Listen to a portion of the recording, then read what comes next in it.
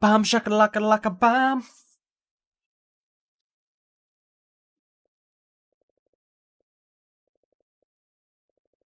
Sure. Bam shakalaka laka bam.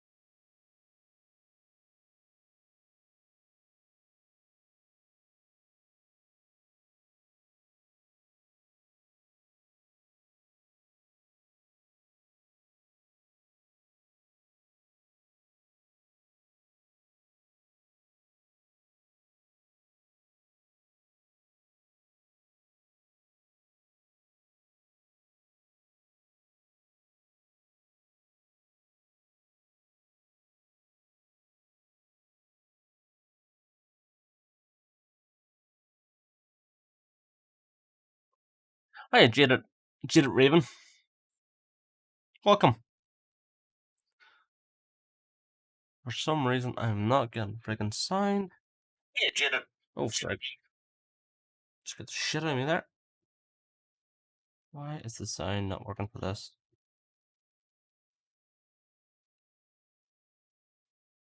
Oh, it was working yesterday. Now it's.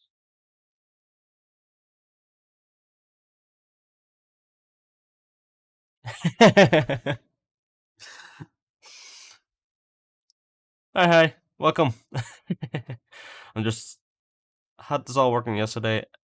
So I switched over from XSplit to OBS, and I haven't learned much about OBS, so I'm just moving bit by bit by bit over, and it is frying my head because now I can't seem to get the sound from my console onto this. So what the?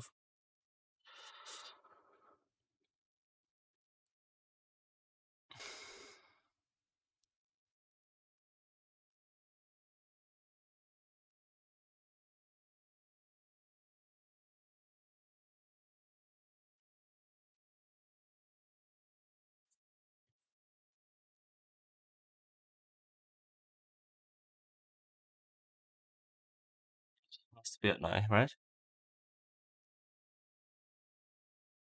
And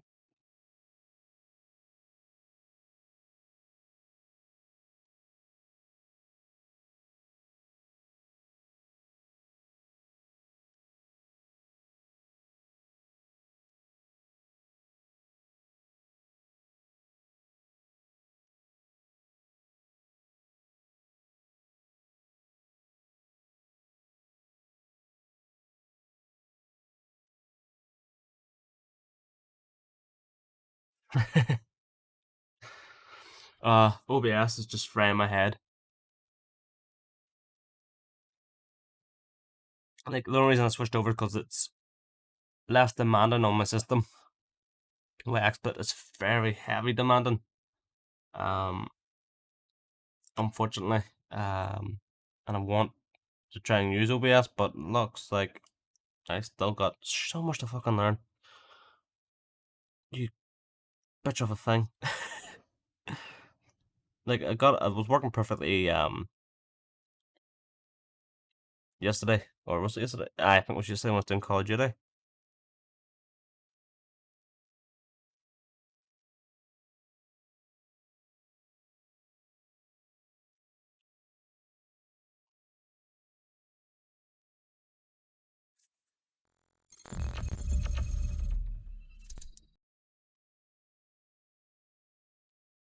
Uh, like I love XSplit. If I had the PC to keep it going, I would actually just use XSplit all the way. To be honest, because XSplit, one, I find it easier to use, obviously. 2, you can do a lot more with XSplit than you can with OBS.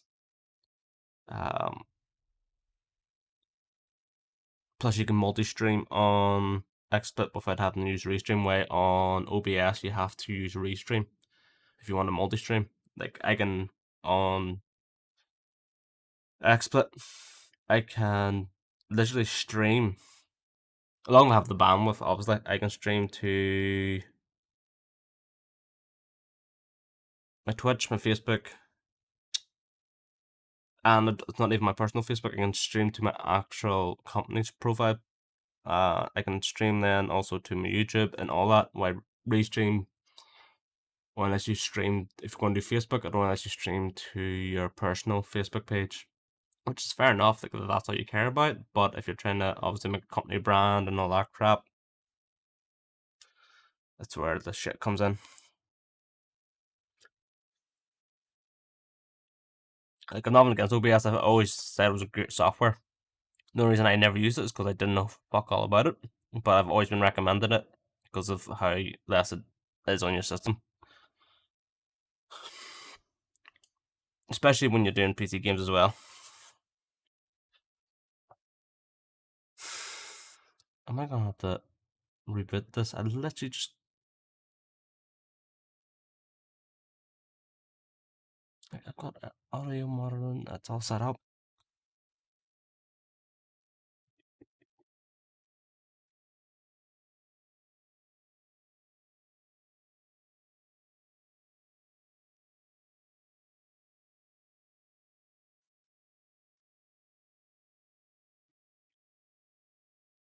Why does that say pause? I can hear it in the headset. That's say pause. Oh, friggin' that's too loud. I wonder if I switch this back over then to...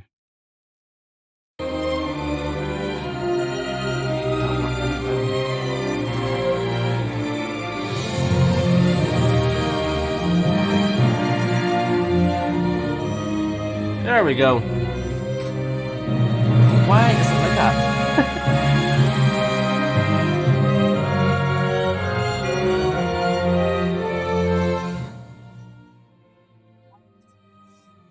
Alright, turn it down. Probably a bit of echo there, apologize for that. Perfect, I'll turn it down here a wee bit. I was a full beat there. Alright, don't need webcam volume. Game captures, volume's fine.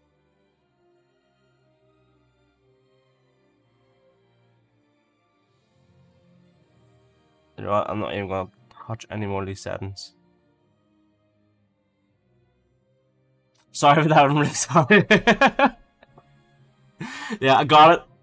Literally, I just went back into my PC settings, changed it from my headset to the PC. The reason I took it off the PC itself, because I don't want all that background noise in the mic. Hopefully you're not getting any echo there over that.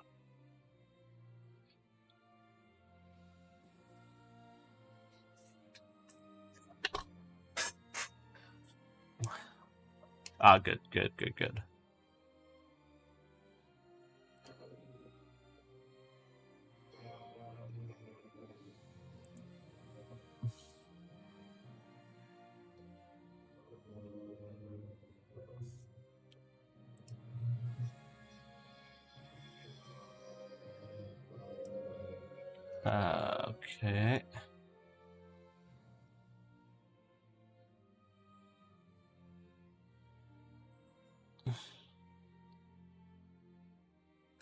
Oh, okay. You still hear me okay? Yeah.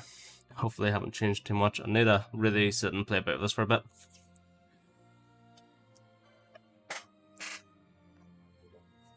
Low try. Oh, what's trials mode?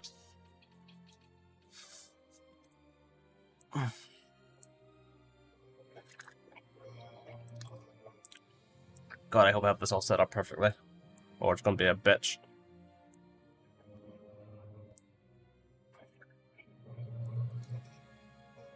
God, I hope I have this all set up. got so confusing with it coming through the head. Is that? I misexplained. Subtitles on. And for my y-axis, yes, I'm not kind of gamer. I'm weird. Leave me alone.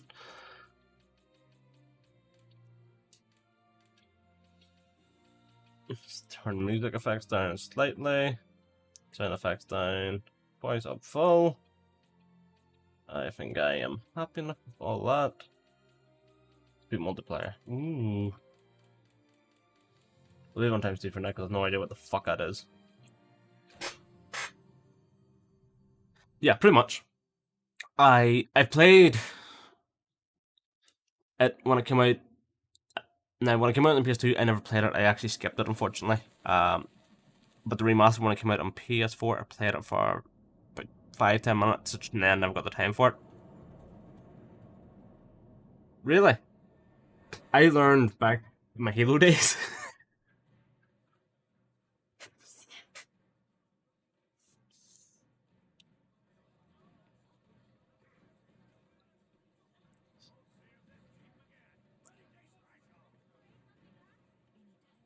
Mainly because of flying ships and stuff. Kind of end up just getting, well, yeah.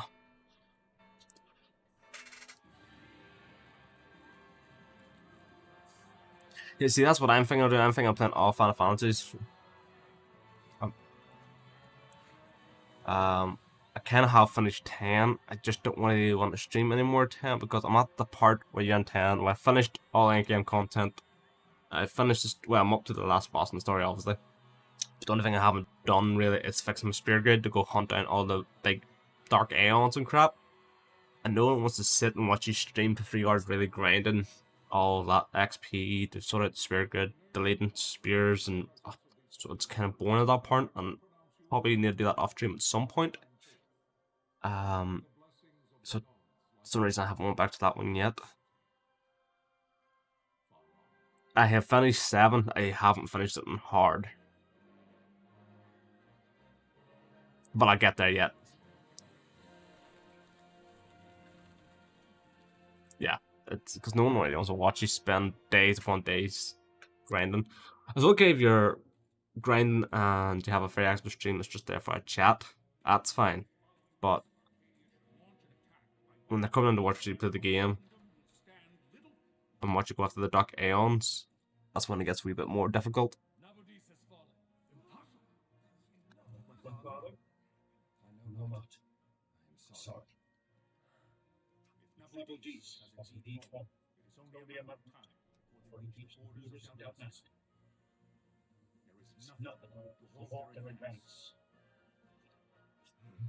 There's only one, well, fight Dolphins. There's only one Final Fantasy I've never played, and that'd be 8.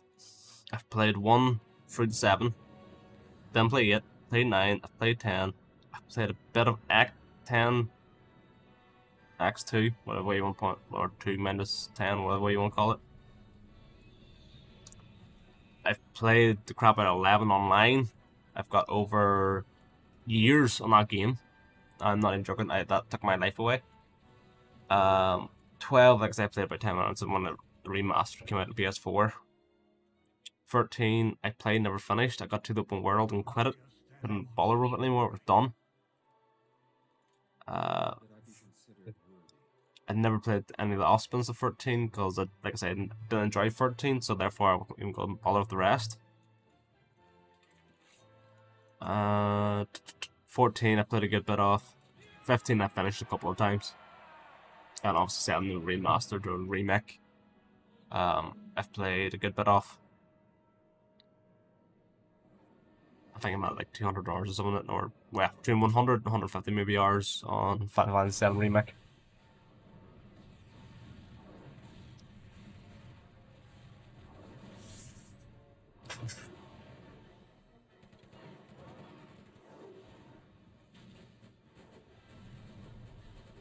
I grew up with all the Final Fantasies, you see. One of my very first games I ever got was Final Fantasy 3, 4, maybe 3, I can't freaking mind. And then as I grew up, obviously they got a wee bit bigger and a wee bit more known. So I ended up buying pretty much, I bought them all every year they came out because I loved RPGs even back then.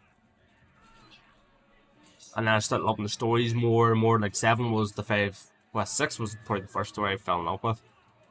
But 7 would have been the first story I felt embraced in. And 10 just, well 10's actually in my top favorites as well. 10 just blew me away. I know a lot of people don't like Titus, but he's, I love his character.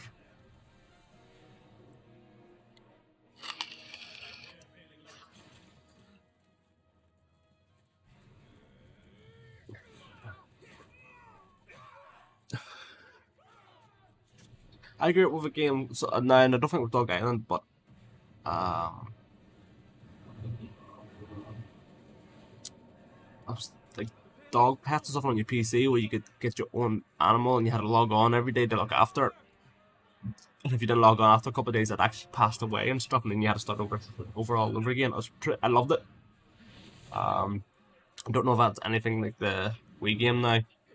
You played Dog Island.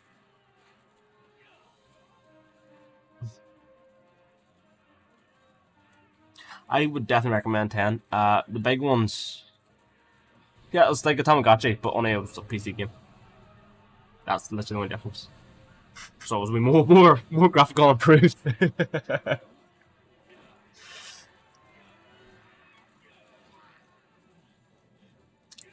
But no, like I'm saying, sorry.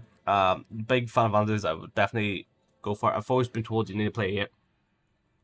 Never played it. Don't really care for it. Someday I might go back and play it. I actually think I have a bot on Xbox and PlayStation, the remastered version. I just never played it. Or have I bought them?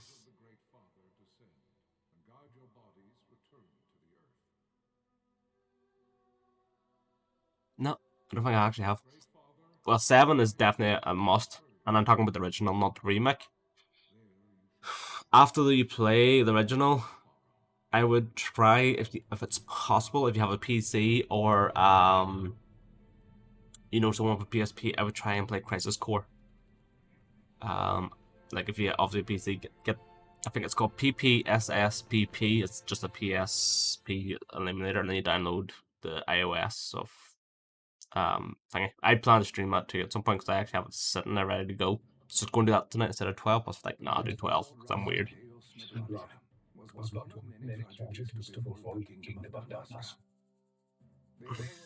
Definitely would play Crisis Core, and then I would probably play the remake.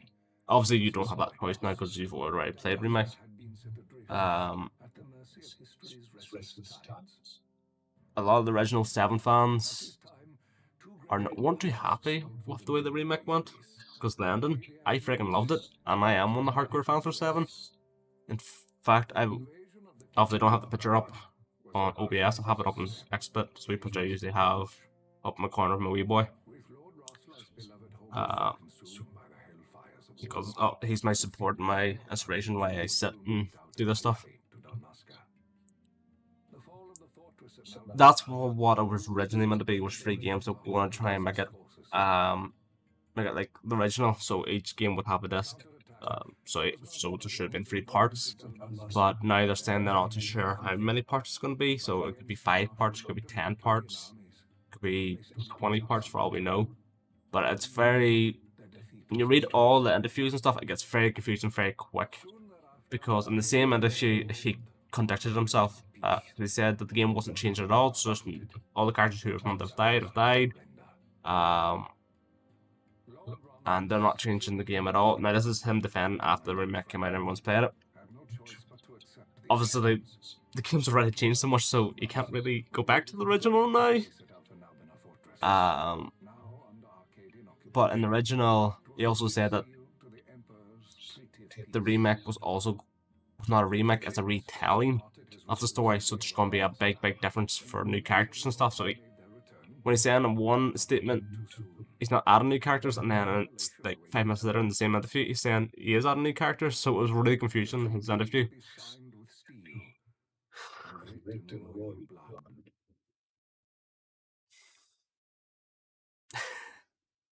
No, Do it whatever way you feel more comfortable. Obviously, the remake. I would only, if you're a fan of Final Fantasy games, I would recommend playing the original Can you first. hear me? Only reason. But even still, you can do it backwards. It's as I feared. Like The my system is woman, down. Do my not girl, do that. and Not all is brave. her very first Final Fantasy she ever played was 14. No, sorry, 15. Then she played 14. She's actually played 12. Rex, sir. She skipped 11. Name's Rex. She's now, I think, playing 10. She's kind of going backwards. You bore a few She's, cuts. but she's also playing the Final Fantasy 7 remake at the moment as well. So she's working her way back.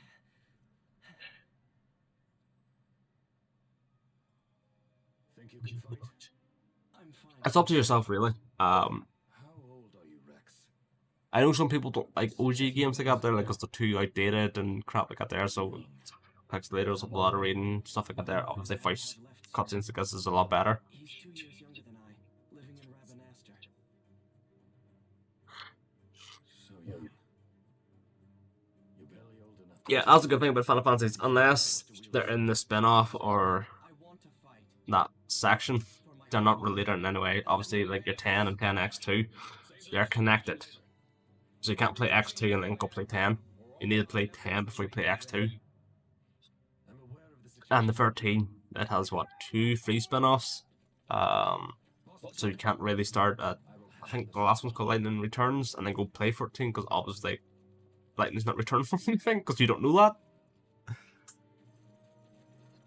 But all of them, like you said yourself, you can play any Final Fantasy in any order, really. I don't want to factor into the story because, blah. Unless you're playing 14. 14 can ruin the story in some of them. Keep your wits about you and you'll make it. Actually, I turn this headset off.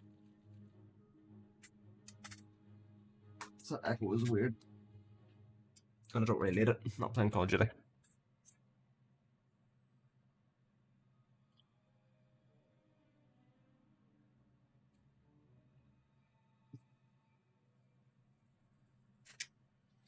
It's just a way to spot and pray. Just go on and give it a try. But alright. Use blah blah blah to move right. Okay. Just usual shit. You can walk, yes, come stand before me. Well, do I can walk? If I couldn't, this would be a really weird game. I'll go for Noisy first.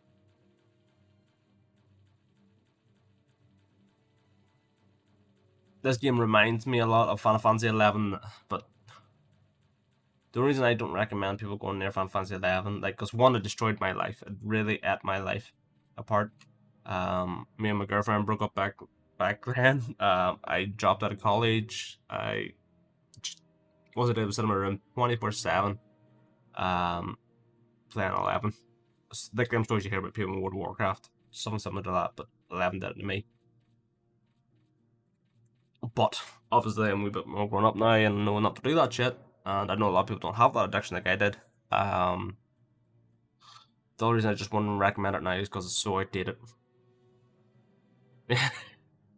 Well, you can say that now, but at the time you think it's brilliant.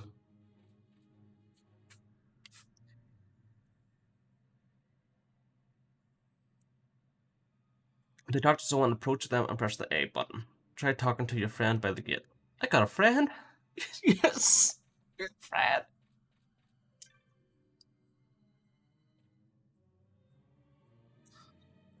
To be honest, like, I don't regret what happened back then. Yeah, it is a waste of time. Like, I could have had my degree in marketing, and I could have went on and do my secondary course instead. But instead I just dropped out. Don't mind the girlfriend thing because I want to have my baby boy now. Obviously, I might have had a baby boy before, so I never know all that stuff. But I'm also thankful for it because me and that girl broke up.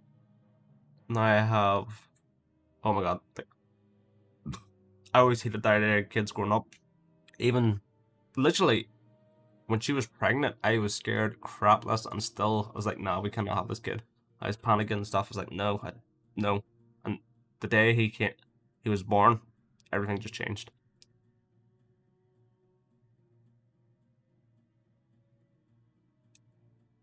See if the hero stories for your brother was brought back and Rabinstein. Just listen to the captain and we'll be through this. We're under the fortress through this gate. We must go.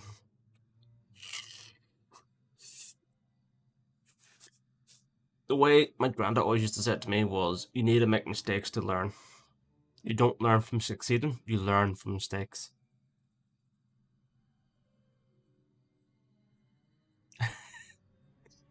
Well, my wee boy, he's a daddy's boy. So I can't leave a room or he cries. But at the same time, because he's such a daddy's boy, it's brilliant. I love it. I also hate it. Because when I need to go away to do something, he's crying or trolling after me or, trying to break down the wee his playpen or whatever he's in, trying to get out. So I'm not allowed to leave. As well, at night time when you try to put him down to sleep, if I'm there, he will not go to sleep. Because he thinks it's playtime, and then I'm such a big softy, I play. No matter, like, his granny and grand will be there, and they'll be shouting at me, going, leave him alone, I'm going to sleep. I'm like, we're fine. And then he starts crying, and I start feeling bad, and I'm over there playing with him. And then I'm getting shouted at because I'm playing with him, and he won't go to sleep. So I've been banned roughly about half an hour before he goes to sleep. I have to say goodnight then, and then I have to go.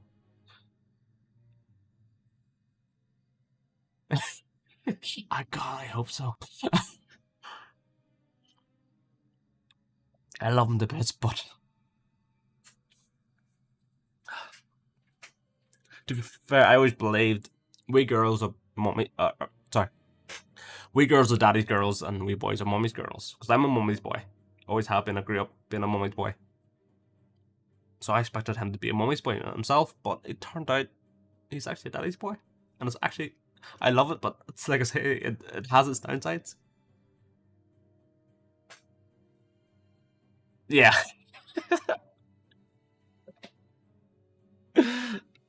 I've actually been chased out of the bedroom multiple times. Multiple times. Like, I've heard him, like, I've been walking by, I'm going to get a coffee or a drink or something, and I hear him crying, and I'm, like, trying to get in that room, and as the door opens, they know it's me, and they just straight away and tell me to get the fuck out.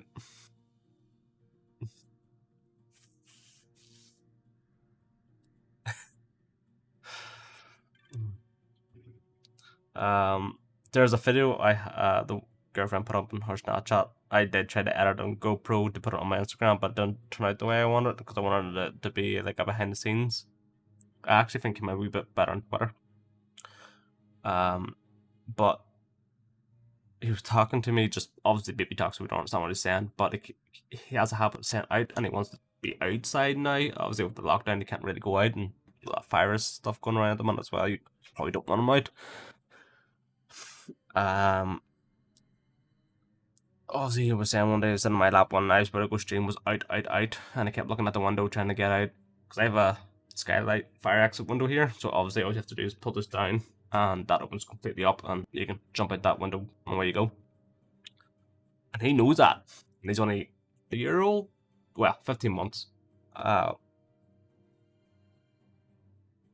I told him no, we can't go out, and he just hung his head and looked so sad.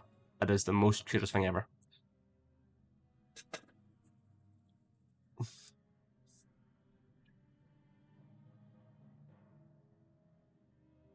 Yeah. Like my mate, one of my best friends, he has a wee girl and a wee boy. And they're, one of them, I think 3, when the other one's 5, 6. And they're looking to go outside, they're looking to go to the park. But they just don't understand why they're not allowed out. So he spent his last paycheck from work, because me and him actually lost our jobs over the head of this virus stuff. But he used his last paycheck to do his backyard up and get a wee play park built in the back just for his kids.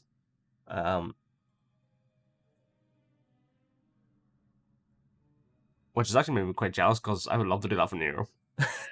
Yes, I named him Nero, just in case I haven't said, after Devil May Cry. And the whole reason I was getting that story was because I was fighting for the name Cloud. And the girlfriend literally fought me on it. So that wasn't like Cloud. She said it was stupid. I still think it's a reasonable name for a boy. Then I went for Virgil from Devil May Cry. She didn't like Virgil because it sounded too like Virgin. And then I threw a few all names out and I was like I've always liked the name Nero anyway. But I never thought she would go for Nero after she turned down my first two. And the scary part is as well, we named the Nero. We picked the name and all beforehand. And then I think it was a couple of weeks later after we picked the name, E3 was announced. Or E3 announced Devil May Cry 5. And it turned out Devil May Cry was meant to be released one day after he was born. But the funny thing was, he was actually one day early, so he was actually born on the day that Devil May Cry 5 came out. Which is just a weird coincidence. A lot of people actually think because he was born on the day Devil May Cry 5 came out, that's why we named him Nero, but we actually picked Nero before any of that.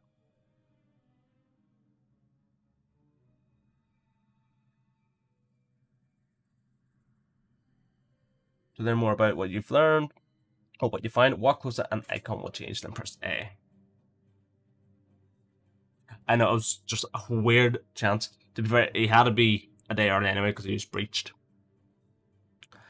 And he was breaching or whatever it was, so they had to go and knock her out and cut her open and stuff. But was just, I remember not that day, like it was about, because I remember I was going in and they're doing the scans and all that day, and I was sitting there and I was like, I should be at home right now playing Devil May Cry. I don't want this kid. I should be at home playing Devil May Cry. It's like today. And then the doctor came in and said, obviously he's breached, that they're going to have to get him out now, kind of thing. And then I actually started getting scared and panicking. I was like, what the hell, what the hell, what the hell? And then obviously he was born anyway, healthy, and he was just a wee bit more. He had no eyebrows. But he had a full set of hair, but no hair on his face.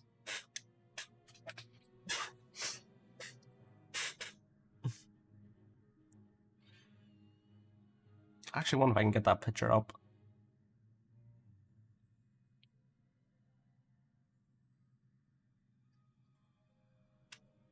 I actually took a few weeks off work around then as well. Because my original plan, I said to my manager at the time, I didn't want to take any weeks off work because once he's born, she's taking care of it. And I'm going to be there to at least try and support her anyway.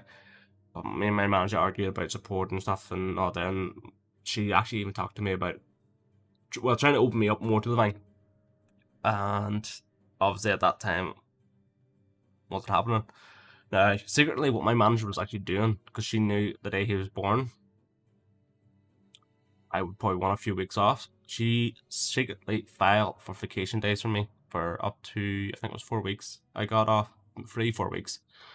Obviously, if I decide not to take them, the way it would have worked then back, she would have just delayed the vacation thing. But they were there because you had to put in your vacation days within 6 months before you could actually take a vacation, and this I worked.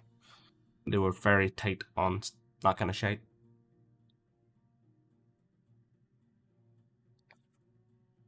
Oh, it was.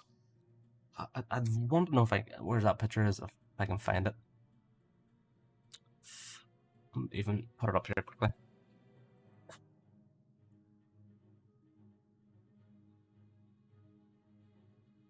Okay. Let's see. Image. Right now. Browser. There it is. Okay, that's way too big.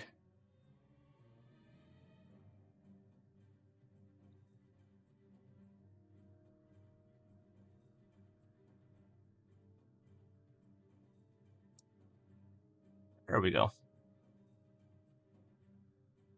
I think it's the time when his eyebrows started coming in.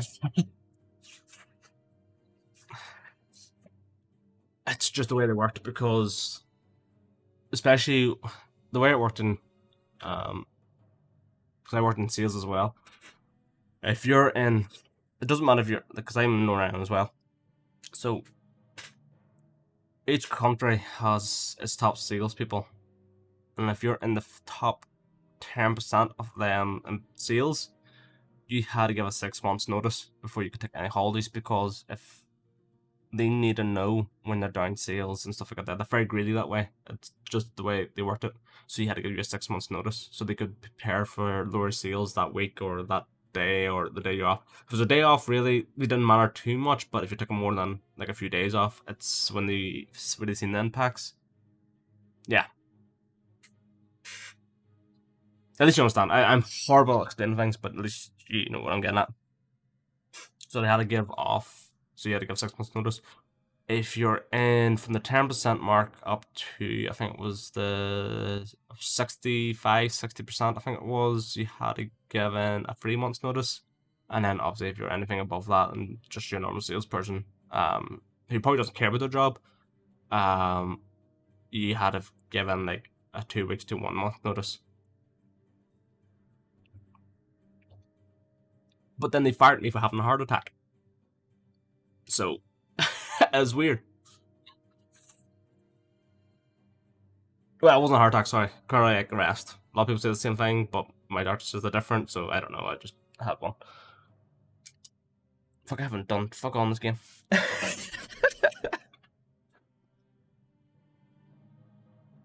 Oh, you can't be worse than me.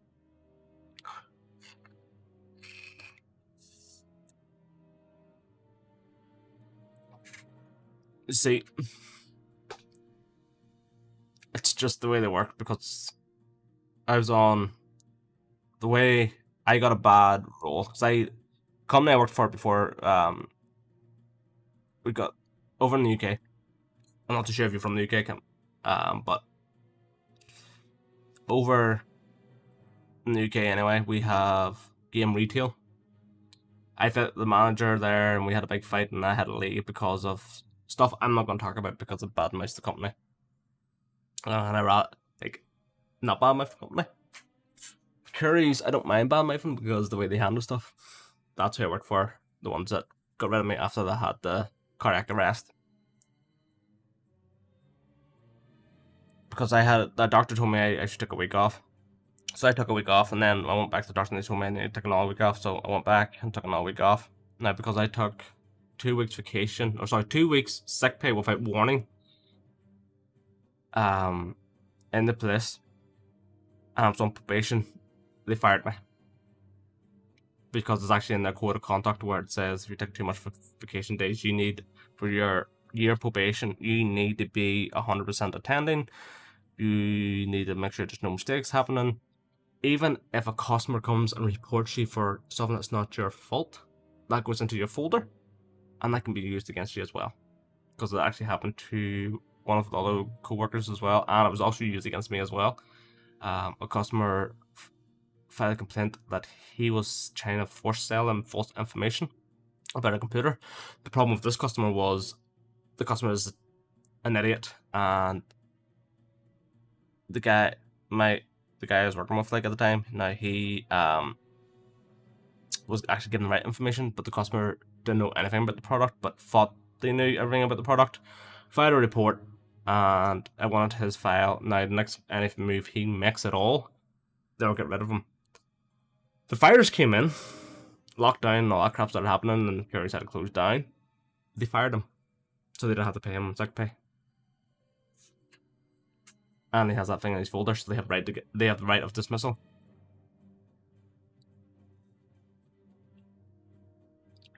To be fair, he treated that customer like gold.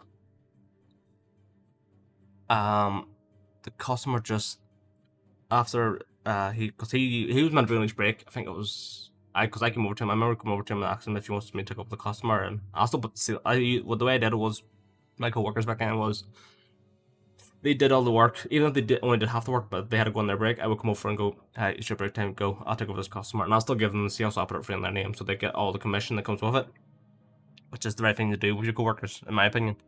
No point trying to snake their sale. Plus the commission's on like 50p, so why even try and snake that? But I did have co-workers that did do a lot of that snaking stuff.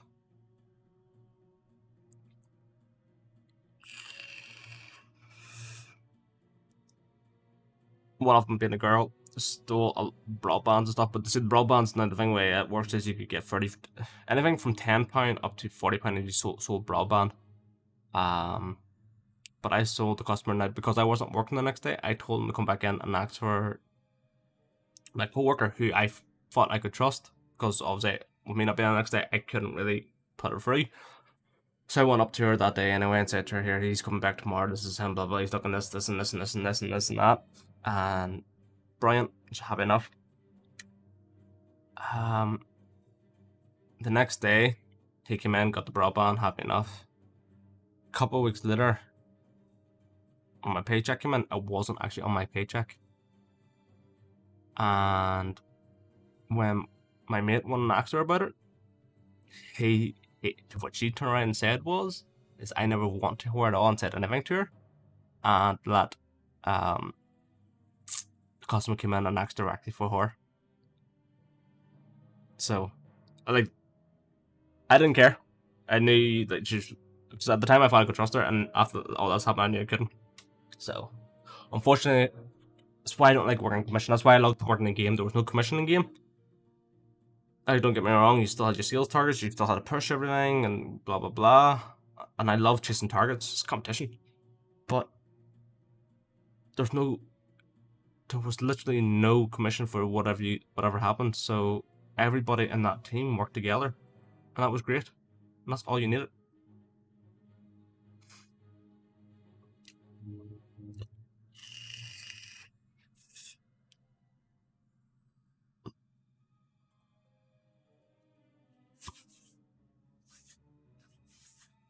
The game was brilliant. I loved it.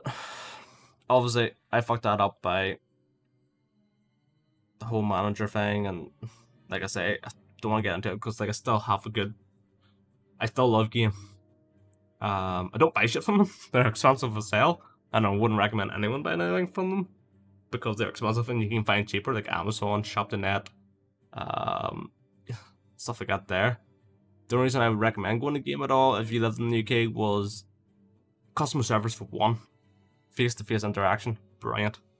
And the extras they do offer can be a lifesaver, like for control insurance. Like you buy a controller at £60, and if anything happens to that controller, you're out on £60. They can insure the controller for £6. So if anything does happen to that controller, you take it back, and you get a brand new controller for £6. That's it. What the fuck? Same with discs. Now with obviously Blu-ray, Blu-ray discs, they don't really break often, but if you're ever that person that's weirded or you've done it to a friend and they don't take care of their discs and stuff like that there, you can insure your disc with them as well for £1. So you pay £40 to £60 for a game, and you pay £1, and that disc is insured for a year. So if it breaks, damages, or anything goes wrong with it at all, even if your dog eats it, because I've actually had a customer come back in with the dog actually at their disc, and we just give them a brand new disc. And that's what happens. They're really good that way and look after customers. But like I said, there's just some dodgy dealings that was going on with me and the manager, and I just wasn't having it because I was one of the top salespeople for there. He was trying to get me to do stuff that was against my mortal code. That's all I'm going to say. And I wasn't having it. Okay, sorry. That red line is hostile. Target line, tick hide. You're being targeted. When a foe targets you, the line is red. When you target a foe, the line is blue. If you see a red line, look for foes at once. If you are not readily apparent, use R to look around. When you find them, press A to open the battle menu. Now, I don't mind talking about and stuff. Like I say, I still have a lot of respect for game. It's just that manager I don't. And I'm not gonna badmouth because when I come out and say, because I actually told one of my mates, and it's actually turned him against the whole company. Because now he's looking at the whole company is forcing these rules. When it's not, it's just him. Now he only manages Northern Ireland, which is fair enough. Which is okay, I understand he's maybe turned against the whole company in Northern Ireland, but he can still go to the website and order stuff. But he won't even do that now. And that, to be fair, he never wanted the source. He did actually always order from the website, so that there. But he won't even do that now because he's looking at that manager is being corrupted by higher ups and higher ups and higher ups. So he thinks the whole chain is corrupt, but it's not. Because I know a few of all the managers because I've met them. Especially when I've went to the big game events, I've met a lot of them. And I've even talked to a couple of them after the hand, and they said I did the right thing about leaving and having a big argument. But he fired me, but at the same time I quit, so it's kind of a weird one.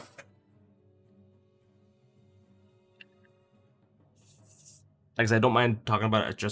It does give, after what I realized what I did with my friend, it does look bad for the company. But that's just one bad guy.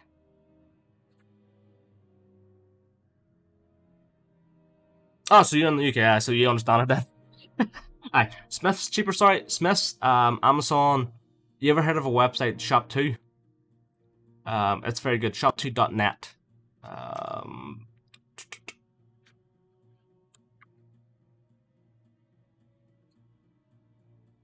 Do you prefer your games display? Are you in the Republic? Do you not deliver to Shop2.net? I think they might deliver it in there.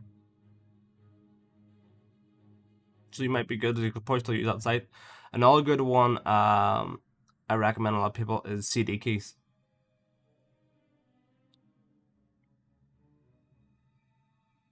So if you go digitally, that is. But other than that, but a lot of people, they go to like Argos or they go to Amazon. They see it for a wee bit cheaper in the game and they buy it right away. What I always say to people, if they will really buy luck in the game, okay, buy it right away. But before you do, that day alone, before you do buy it, check at least 5 websites. Write out a list of 5 websites you want to check and you know what's going to be the price. Check them, find the cheapest, then buy it. Don't rush in and buy it right away. Like you might, I know it's only maybe a couple of pounds you see it sometimes, or sometimes it's even just a couple of pence. But in the long run, if you're like myself and you buy, obviously not this Xbox, but my Xbox behind me, I've got a 10 terabyte hard drive plugged into that, and I have a 4 terabyte maybe plugged into my PlayStation, filled with games. I buy a lot of games because I'm an idiot. But every penny counts on that route. No, I would look into Shop.net and CD keys. If you do decide the CD keys, you go down to digital.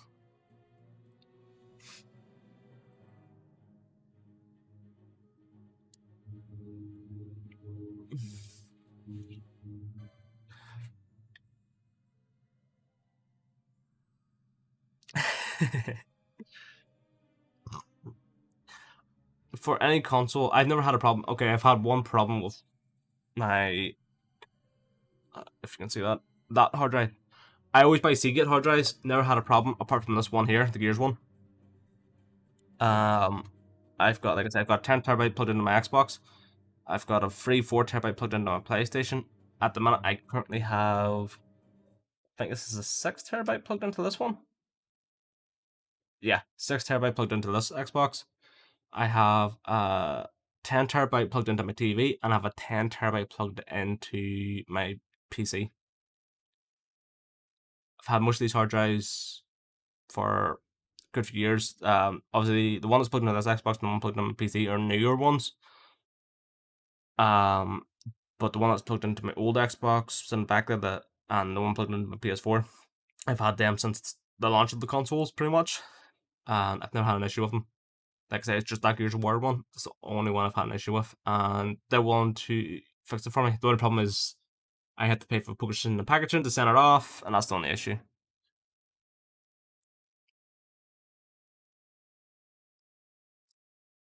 Depends on your TV. They work in different ways in TVs, as I learned when I worked in Curry's.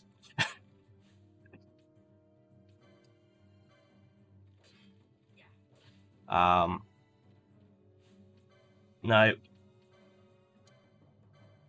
well, the actually will probably be most the same way with most TVs anyway, but I know a couple of TVs do it differently.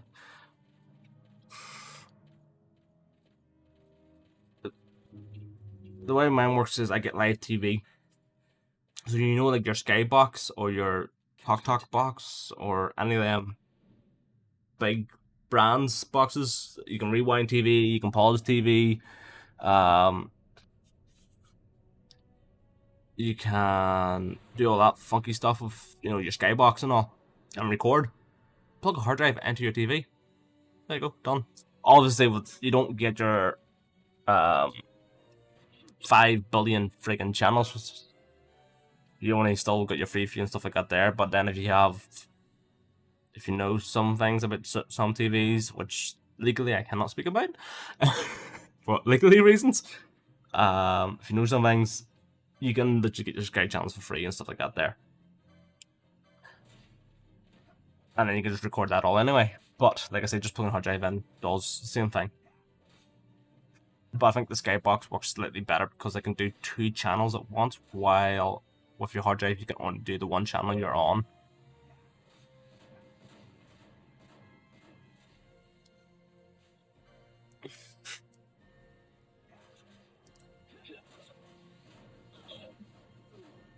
But for all good side to it, so you have all that on it. Let's say you BitTorrent, or not even BitTorrent, but you have movies on your computer or anything like that there, but you want to watch them on your TV, and you don't want to stream it from your PC to your TV. So you can just unplug the hard drive, stab it onto your PC, put it onto the hard drive, plug it back into the TV, and you'll get the full quality of the video.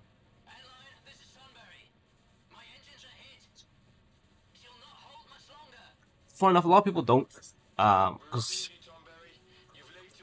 most people that I dealt with who came in buying TVs for gaming, bought them for watching TV, bought them for whatever. They're always talking about getting a Skybox. Like, to be fair, like I said, we sold broadband, so we also sold TV packages, so we could sell you Sky TV, we could sell you Talk TV and stuff like that there. Actually, if you've ever been in Courage, you probably know that yourself. They sell that bullcrap.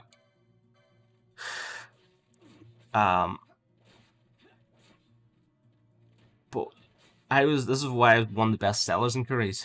I didn't bullshit my customers. They always would come back and ask for me. For the reason that I was straight up with them. So they would come in, I would be like, they'd be like, oh, but I need Skybox to do this, I need Talk box to do this. Most of the time, like, Sky, like I say, is a wee bit different, but the ones that came with Talk, I was like, mate, just get a hard drive. Plug into your TV, 40 quid, run down the back, go, 1 terabyte, sort it. Most of my customers did that. Came back to me the next day and was like, mate, you're a genius. Because the Talk box that they had before, and maybe cancelled the subscription, and then it's the exact same thing. Because you also get on Talk is the Freeview channels, like you get the option to buy more channels that are on. But if you are looking to buy them channels, obviously, you don't get that option on Freeview. So there's pros and cons to buying a box over a hard drive. But if you don't care about the extra channels or any of that crap, and you're just watching your basic UK channels like your E4, you want BBCs and your all that juggernauts, just get a wee hard drive for 40 quid or whatever. Not even 40 quid, you probably can get a terabyte now for, well, probably actually would be still about 40 quid. But just save you money. Like, because to get a Sky package, you're locked into it for 12 to 18 months. On top of that, you're paying 30, 40 quid a friggin' month, and that's for the lowest package. So your 1 month payment is the price of a hard drive. So why would you do it? Unless you're looking at all, like I say, unless you're really, really looking at all them channels. But like I say, if you're going for that minimum package in the first place, all you're getting is the free channels anyway. So, you know,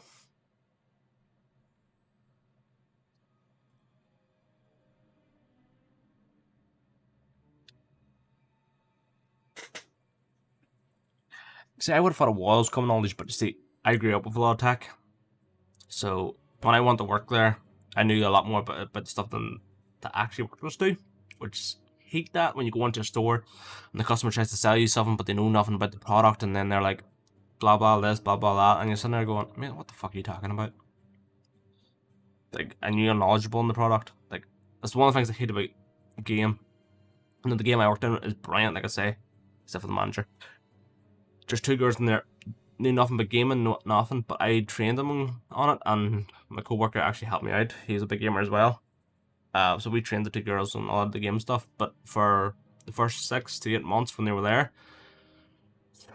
they didn't know nothing. But what I liked about them, and you don't get this in a lot of freaking stores that I noticed, is when a customer came and approached them about a product or a console, or like, well, product covers all that anyway. When a customer came and approached them and they didn't know much about that information, they would come and get my co-worker, one of us, to answer the questions. We're still giving them the sale, but even though they came to get us to take over the sale and to take the sale all together, if it was a blank sale, like, and they won't get any bonuses, I'd be like, I took the sale, no ball, I took the hit. But if the sale had bonuses and attachments and all the extra shiny bobs, I give the sale back to them. I'm just there for the information. But that's what I liked about them. They came and got us. They didn't sit there and try and bullshit themselves out of it.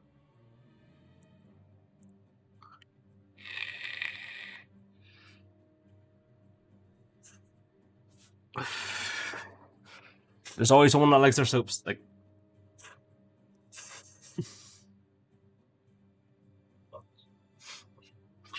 curries, on the other hand, don't do that.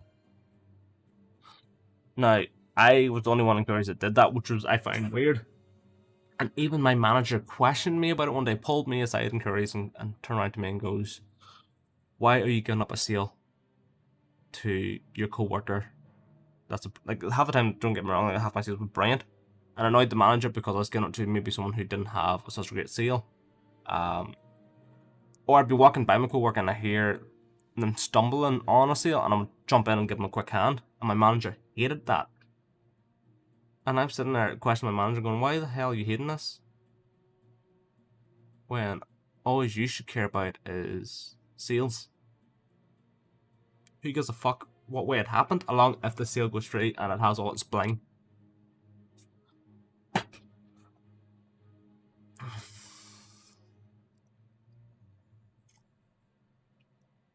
But I've worked in four. I've been to five. I've been to five curry stores, but I've only ever worked in 4 of them, and they all work the exact same way. It should be all about money, but that's the way. But it's just weird. I always find it weird that I'm not allowed to jump in and help a co-worker get a sale better, and I can't. When I'm making a sale, I didn't know nothing about washing machines. I know nothing about fridges, freezers, all that. TVs, laptops, gaming. Yeah, no bother. Come get me. I'll sort that out. But when someone came looking me to talk them up in the washing machine, I'm sitting here like, "Man, give me 5 minutes. I'll go get our expert."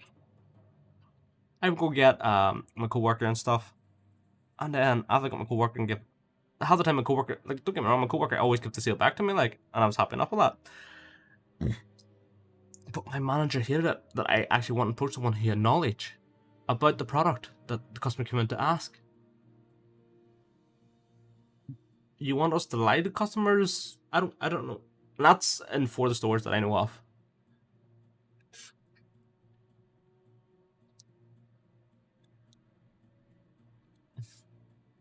I can't say about the 5th one because I'm just going to assume it's the same. Because they go to all their manager meetings and stuff, and they discuss tactics and stuff. Yeah. Like, Bosler! Where are you? What if Captain Oculus has fallen? Don't talk some of the stuff that Currys do Bosler's laughed in the face of death far too many times for him to stop now. and how they're still successful, In places I like do not understand. We must make I haste to really safety. don't. We will take him to safety. Is His Majesty unharmed? He'll agree to an unconditional surrender. It just confuses me. Touch him until the wax on his seal is dry. But if we arrive after he signed the treaty, Like I was at CES there, and Quickly, Rex. my manager from my old store was there. And I was over talking to the LG expert, or rep, what do you want to call him. I was over talking to him, and he was even telling me that he hated, he pointed at my manager, and he said he hated working with her in Northern Ireland, because he goes, they are the worst managers for our brand. But yet, they still sell them the brand and stuff like that there.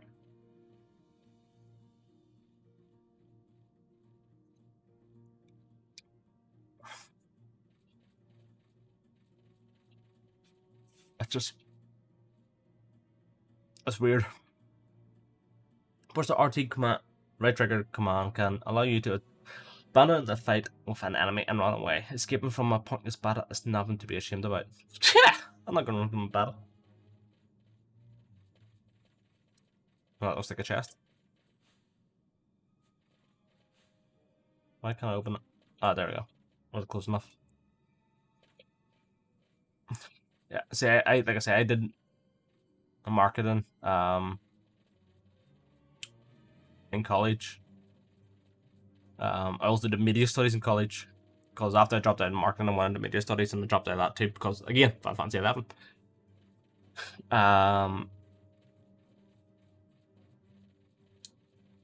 But the one thing I do know about marketing, especially your brand, is if you don't know much about the brand you're marketing, you don't freaking market it, and you give it off to someone who does.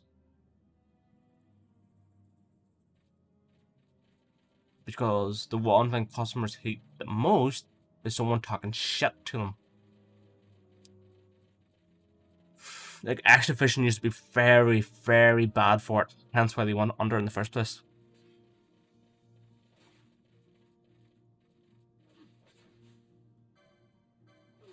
So why you see big companies out there like Curry's, even LG, for example, they have like Microsoft, Sony, all them. They would have an average probably of at least 3 to 10 marketers. Your big guy off at the top, sitting in that room. They go into the wee boardroom and all talk about the marketing ideas. Sometimes you do get the odd marketer, because this is the weird part in marketing. The only way to make your name in marketing is to be sly. Now, I don't mean sly as in screw over the customer. It's sly and screw over the company. Now, if you pull it off perfectly, you've made your name. If you do it wrong, you lose your career. Hence, and that's why leaks and stuff, that's how where leaks and stuff come out, because it's actually a marketing I cannot speak. It's a marketing technique. Not saying all leaks are done by marketers. A lot of them are. I couldn't tell you which leaks are and which leaks aren't. Even false leaks are done by marketers to get hype up for someone else. For example,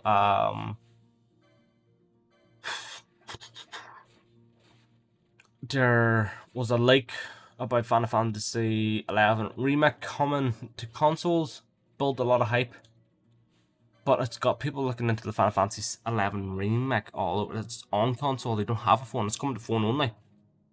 But that's a fake leak.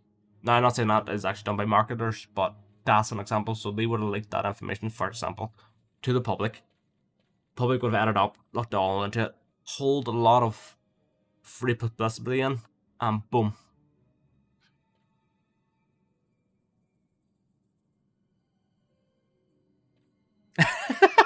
I did nothing in school.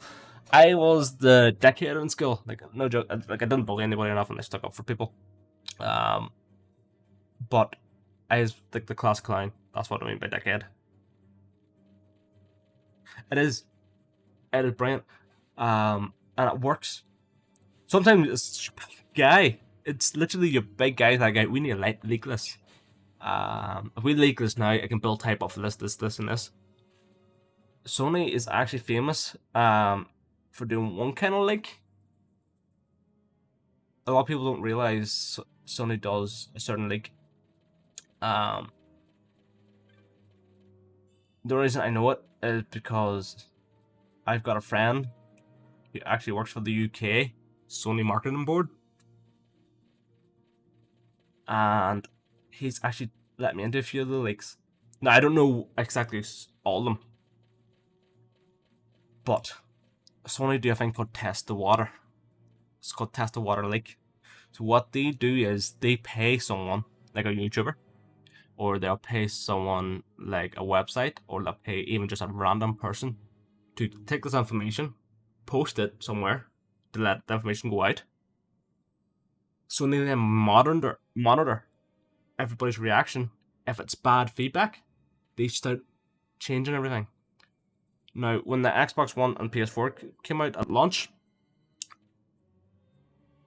they were smart then as well. Like, they didn't like anything but PS4.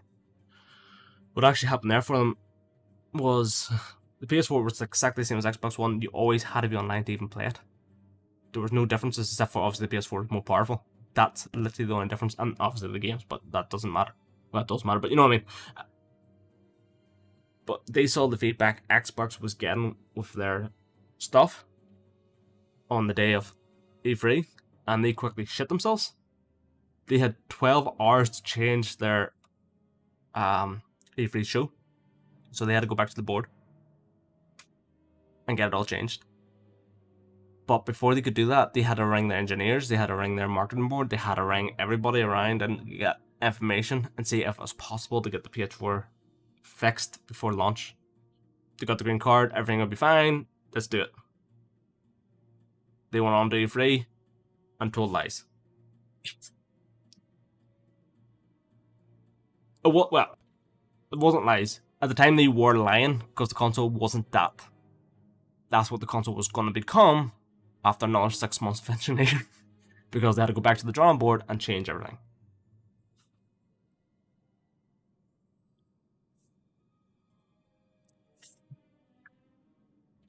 It helps having people on the inside. Now, if Sony ever watches this video, I doubt it, but if Sony ever do watch this video, I ain't telling you this. Stay on my Facebook.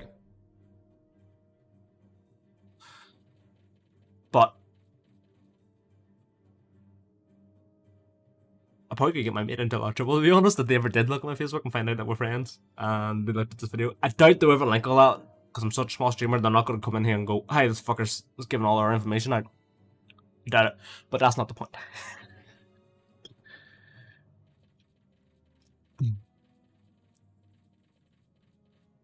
It is just how they work. I think you say it is. It makes a lot of sense. Now, I've always been suspicious of Microsoft and Sony. Always. But from what I've learned, Microsoft is more upfront about everything they're doing. Sony is a wee bit more sneaky. Not saying anything bad about Sony, they try to please everybody. It's Sony's biggest problem. Their hardware is brilliant, and that's one thing Sony will always have, is their hardware is insane. When they're buy Sony TV, I don't like Sony TV, I like LG TVs. But Sony hard drives, brilliant. Sony consoles, brilliant. Actually, 90% of the time, except for obviously the PS4 Pro versus X, that's the only time it's really been much of a difference. But the console is always better hardware. Sony do get the better exclusives. But then again, it all depends what you're into. If you're not into... Yeah, that is Sony's biggest problem. They try to please everyone, and like you said, it's impossible to do. But the biggest problem with Sony is, like you say yourself, they try to please everyone, but if you ever know the way online works, it's always people with the biggest mouse that Sony's going to listen to. Not the true fan base, but the person with a bigger mouth. Who's still going to be like, "Oh, this is bad feedback, let's fix this." 90% of the time, they will actually go back to the drawing board and see if they can fix it. Now, I've actually been in contact with my mate about the whole controversy about last month's games. They actually were looking in to fix that, and they couldn't get it fixed because The only way they could fix it is the games that are coming out this month, if they put them in last month.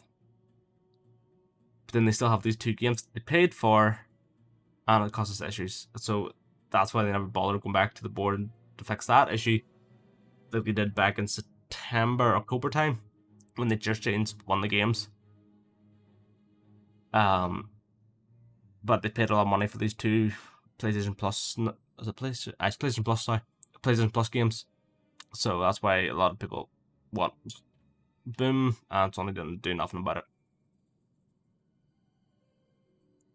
No, I kind of prefer PlayStation exclusives, but I prefer playing on my Xbox. Yeah, the first games were leaked. No, not sure, because I even talked to him about it, and he said it, as far as he knows, it never came from Office. It was Dark Souls 3, I think it was. I think it was a Dark Souls, a Bloodborne, it was a Souls game. Push to bonus, if that did happen, I would probably be actually on my PlayStation playing that right now. Because I'm a big Souls guy. And I think the second game was like Far Cry or something. I got mine, it was 2 big games. Zombie game, fuck. I am trying to mind. I can't actually mind. I remember definitely Dead by Daylight, yep. You nailed it.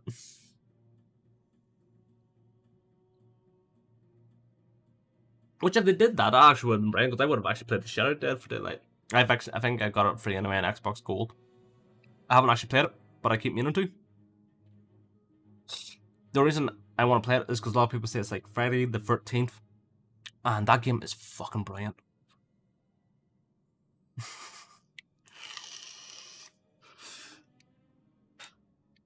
A lot of people, it's not their games, so a lot of people were happy enough when I did change. But again, see, that's what a lot of people actually do. Here's the thing I find, it's for you, it's different. And the thing that annoys me, it happens on both sides, Xbox and PlayStation, and it just blows my fucking head. People pay their 40, 50, I think it's £50 for both now actually. They pay their £50 a year for the gold membership to play online. Fair enough. And they go and play online. Now when Microsoft or Sony announce their games and they're not happy with their games, they bitch and go, these free games are not worth my 50 quid. Mate, one of them games is fucking 50 quid and you're getting them for free. Who cares? Plus, you've got 11 other months there of games coming out that you may not have. And what you're paying for really is the online service. You're not paying for these free games. So stop bitching about them. I know, don't get me wrong, I understand where they're coming from. They do feel like they're screwed over. But if you pay £50 a year and you're only doing it for the games, fair enough, bitch away. But at the same time, don't buy the £50 a year. Buy it monthly. And only pay for the months that you want the games. You know? Like what you do. You're wise. You're smart. I like you.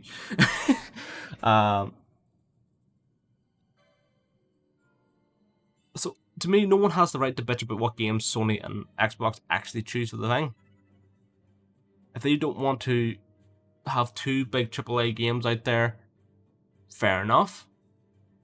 Don't get me wrong, I pay my £50 along every year for my PlayStation. I don't even play online, I just pay for it. So I got my £50 PlayStation Plus running at the minute. I think I've recently renewed it. I haven't played a game on my PlayStation. Sorry, I haven't played a game online on my PlayStation in about 5 years. I keep forgetting about the PlayStation Plus games. So all I'm doing is paying Sony £50 a year for nothing. Because I'm an idiot.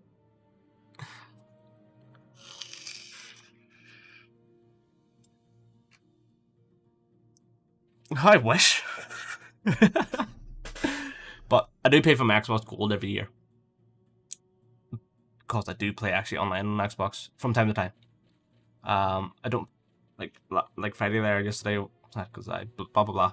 Yesterday I was actually playing Call of Duty online. I'm not a big Call of Duty guy. I play it from time to time when I'm bored. Plus, I would buy most of my multi-plats on my Xbox for reasons like, one, I prefer the controller. Sir, we have little time. You must free the king. I have 4 Xbox X's, Handle these. so Fight well. it's gonna look the best. And hopefully it should run the smoothest. It's not true of every game, don't get me wrong. Some games, for some reason, are badly coded for the Xbox X. So they play better on the PS4 Pro. But yeah.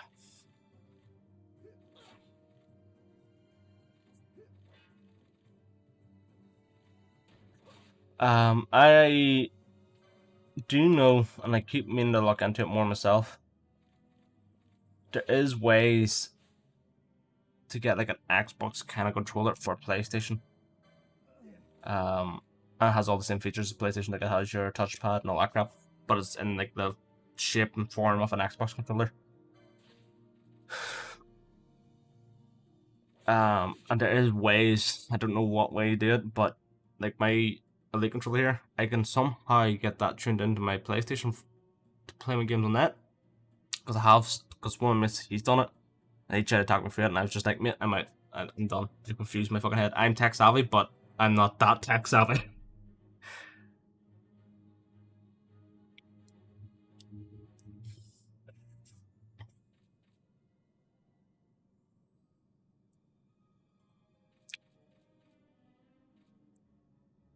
Oh fuck, I hate drift. Nothing worse than drift. To be fair, you don't need to be tech savvy at all. Anything you need to know, you can Google nowadays. Literally everything. Okay, there's some things maybe I did that you can't know. Oh shit, my hell. Or should yeah. There's probably still some things that doesn't really, but it all depends what you're on. Like some stuff I'm not too great at, like Photoshop. I'm alright at Adobe. I'm not great at the new one, but if you took me back to the old one, I could edit videos in the old one, like. But the new one, I'm head screwed. Now there's a lot of YouTube videos that show you how to do this and this and that, but they don't go into detail explaining it at all. So when you do watch some YouTube videos about it, you actually end up more head fried about it than you originally were, I find. But I've watched like a lot of Photoshop stuff to try and learn Photoshop, and I still ain't any better than what I was.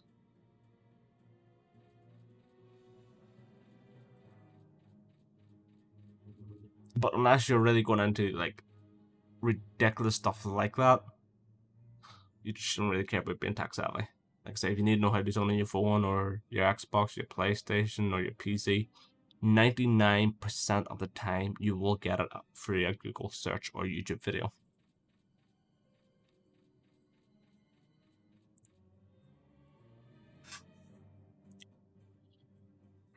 Yeah.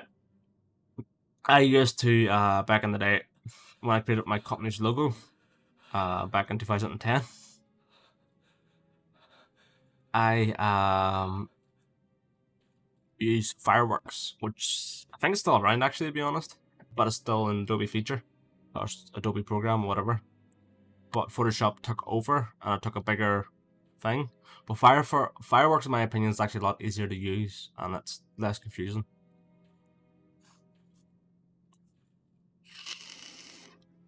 It actually, one of my mates, he actually does media for a living. Obviously because he works in marketing, but that's he actually uses Fireworks over Photoshop. Because he says it has a lot. Fireworks actually has more features than Photoshop. Now, I don't know. It's true. It's probably like one of them things where if you're a fanboy of a console, you're gonna fight.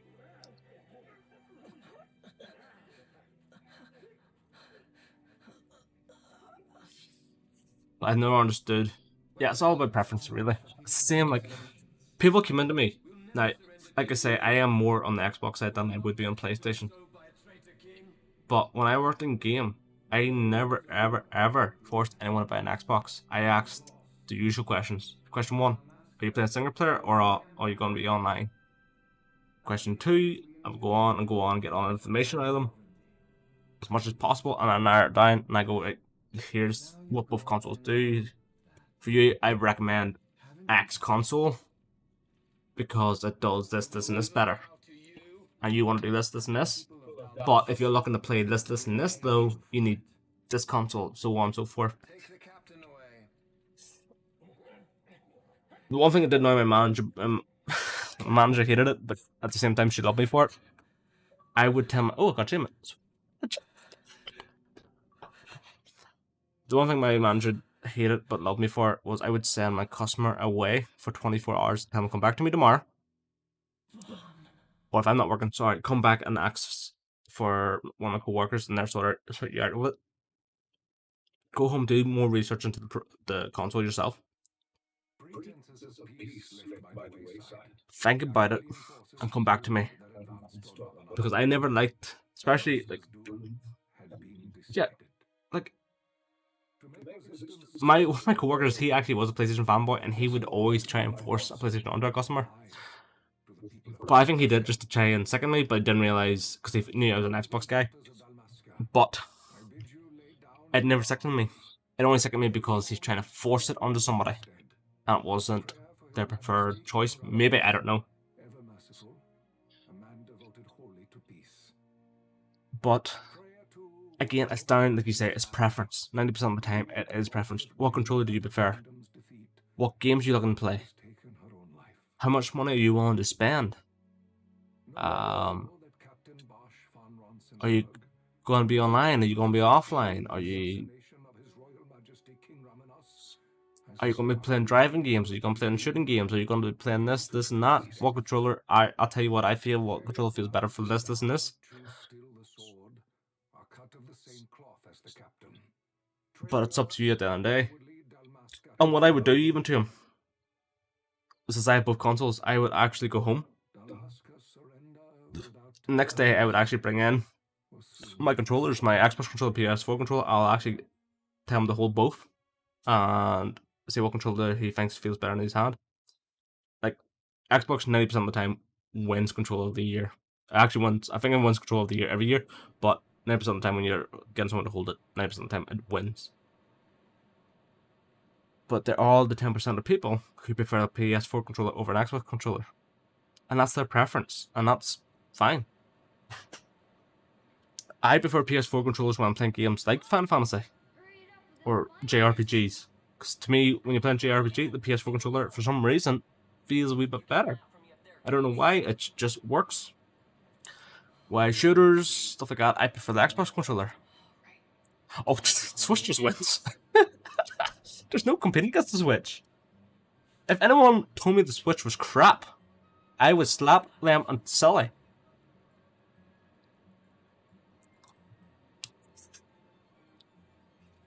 When it comes, like, I've never been a fan of exclusives.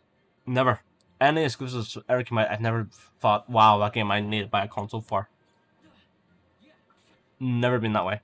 Apart from the Switch.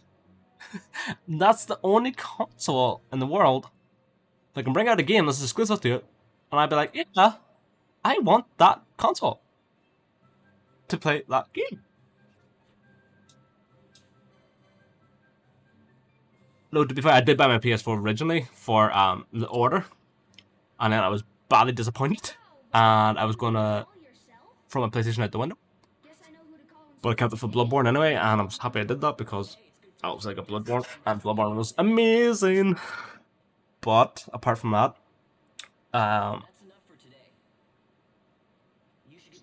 the Switch, it's just like you say yourself. I have never met anyone that I could just have a Switch in their hands can say anything bad about it. Well, okay, they can say maybe a not bad thing or bad bit and bob, but like you said yourself that you love the Switch, I can guarantee you could tell me a couple of bad things about it. But at the end of the day, you still love your Switch. Like,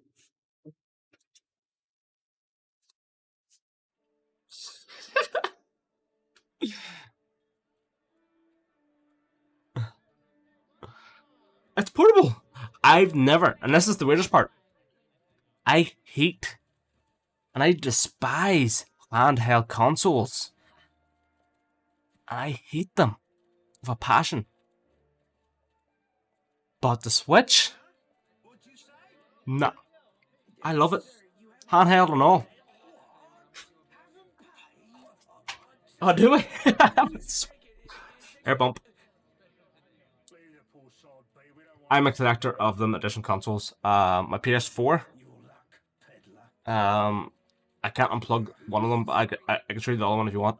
I've got the Monster Hunter PS4. That's the one I can't unplug. I've also got the God of War PS4. Xboxes, I have, like I say, I have 4 X's, and that's all because of the limited editions. The one I'm using right now is the Gears of War one, which matches my hard drive. I've got the Project Scorpio, one that came out. I've got the Gears of War. Sorry, I've only got 2 X's and 2 S's. I've got the Gears of War 4S. What? I don't know what the other one is. Hey, that's mine. But I just collect them. Obviously, from here on out, I probably won't be collecting them as much because one, I've got a kid, no job, and other reasons. So I won't be able to afford them as much. But if I could have the money spare, I would probably will still buy one. We're orphans. The first thing you learn is you gotta watch out for yourself. Come on, Penelope. I've got the XL, the 3DS XL Pikachu edition. That's, and then I had the original XL. It came out when it originally came out. I never really, like I say, I wasn't a big handhelds like the PSP. Couldn't get into it. Back in the day, like when I was in high school and stuff, I loved my Game Boy. I loved my Game Boy Advance. I loved my Game Boy Color. I loved all that. But after the Game Boy, I never really got back into handhelds. I just couldn't get into them. With the PSP and the 3DS and the DS and all that, I just couldn't get into them. My brother, he loves his Vita. He thought it was brilliant. Now, he bought the Vita and I was happy he did. I bought Crisis Core. One of these days. I never got to play much of it because I didn't like the idea of taking I didn't like to take his console away from him. To be fair, he gave me the console to freaking go play Crisis Core because I bought the damn game. But I've only ever played, I think, about an hour of Crisis Core, and to be honest, to this day, I don't remember any bit of it. I know the story in Crisis Core. I know the story from the start to the end. I know what happens and all the crap. But I never really played. I think, like I say, I've only played maybe an hour, 2 hours of it. But I didn't like the idea of just taking the console away from my brother.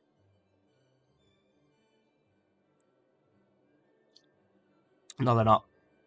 In Japan, handhelds sell like crazy. And proof of that is the fucking Switch. Right now, overall sales, PlayStation is still winning in overall sales. But timely sales, the Switch is destroying every console to this date. And if you look at Japan sales, the Switch is already outsold the PS4 in Japan. And it's not even out anywhere near. It's not even out, I think, half the length of time. And that's already destroyed the sales in Japan. But if you look at the graphs and all that crap of Switch sales day to day to day to PS4 and Xbox sales, the Switch is like here. Like here. And PlayStation is here. Where Xbox is like off screen. But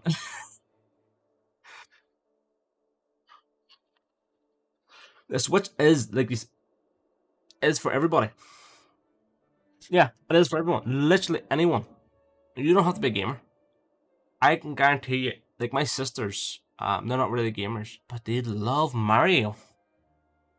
And a lot of people who play Mario, not like the way I play it and every other gamer plays it, a lot of people just grew up with Mario, grew up with Sonic, and love them games. And that's all they play. But they don't play them 24/7 like we would, but they won't consider them gamers. They won't like go out and buy a console for themselves. So I bought. To be fair, I bought my baby sister. Okay, she's not my baby sister anymore. She's 18, but well, actually no, she's 21. But I still call her baby sister. I bought her a Switch for Christmas 2 years ago, and I bought my older sister a Switch as well because when we were younger, not my baby sister, she wasn't born at that stage, obviously, but me and my younger brother and my older sister would sit and play Mario on the 64 and play Sonic on the Sega Mega, stuff like that. The first age I said, which was wrong, or the actual age I said?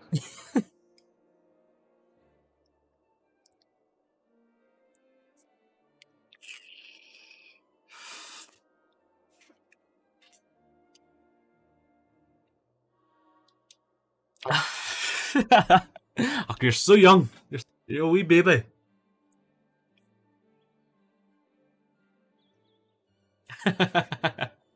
Oh, you're a wee baby.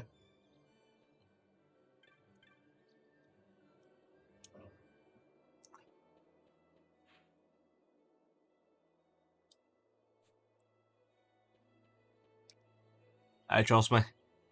Feeling like a baby is better than feeling like how I feel. I am turning 31 this year.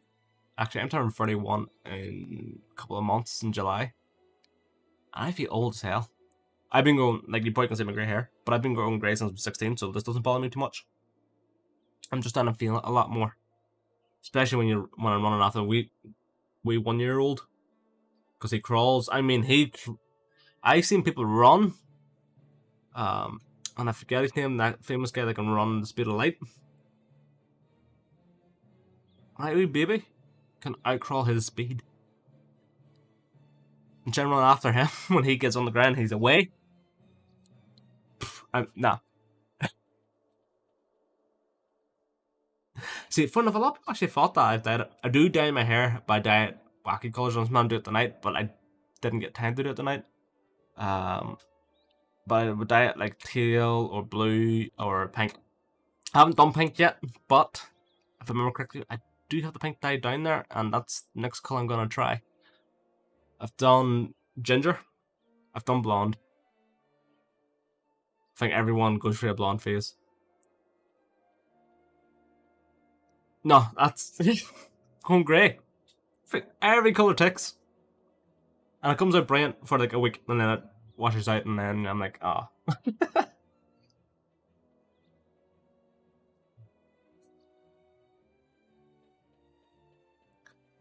I do have pictures of me with the teal hair, just not on my computer, unfortunately, so I would show you what a roughly would look like, but as well as the one thing I love about myself, I've never liked anything about myself at all. The only thing I've ever liked about myself was my hair, and I love my hair to bits. So this lockdown started, and the girlfriend was in tears of laughter because when my hair gets really, really long, I hate it because it goes into an afro and stuff, and it gets really annoying and all that. So I needed to get it cut. The only way anyone in this house is going to cut it is with a razor. Now, when I go to the barbers, I get it cut a certain way, and I only go to the same barber because I don't trust the same barber. So I always get like a shave around the back sides, like a 3-4, and a good chop at the top, scissors, but leave enough to spike it up, stuff like that there. And that's been my haircut since I was like 10, and I keep that haircut. As old fashioned as I am. She took a razor to my head. Not, I asked her to be fair, she didn't just, one night I was sleeping, I was like, oh, okay. I would have killed her, but she took the razor to my head. And when she was done, and I looked in the mirror and saw how short my hair was, like, don't get me wrong, it's longer now than what it was. Even now this here, I don't like. I cried, and she was in tears of laughter. So we both shed tears. Just mine were the sad kind, hers were the happy kind.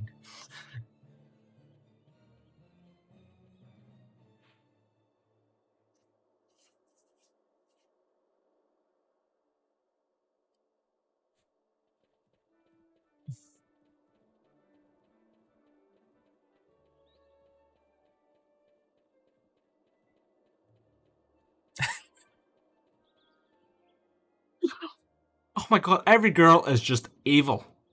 I'm saying it now. I'm just saying it now. I'm gonna walk out. Said you needed something? Probably, I grew up in a house with girls, so, but obviously apart from my brother, because my dad, he's a long distance dog driver, so he was rarely around. But I know how evil girls are. So you want me to find this courier? Hey, no problem. No problem. The desert teems with trouble. I'd be sending you to early game, my boy. No, I got some replacement goods from Tomage over at the Sandsea. So you want me to go And get I've got proof of how evil girls can be. I've got it on my, like, I haven't done YouTube in years. But I do have a video from years ago from me doing the ice bucket challenge. Because me my ex at the time did the ice bucket challenge. Now I said to her, because I was at work, and I came home on my lunch break to do the ice bucket challenge. So I told her before she poured the ice bucket over my head, not the hair. She says, fine, fair enough. I'll not do the hair. She has to go back to work. Understandable. You know. So I trusted her. Worst mistake in my life. And still to this day. Anyone who finds that YouTube video thinks it's hilarious. I can't mind if you actually hear me saying about not going for the hair and stuff in the video.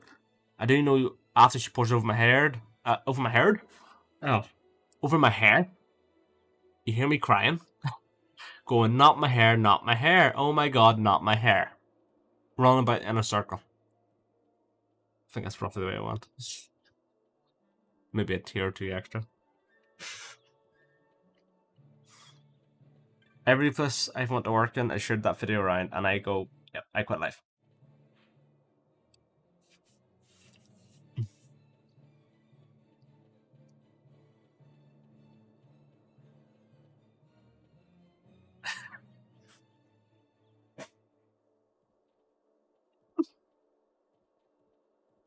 I find it funny now. At the time, I didn't. I was really upset.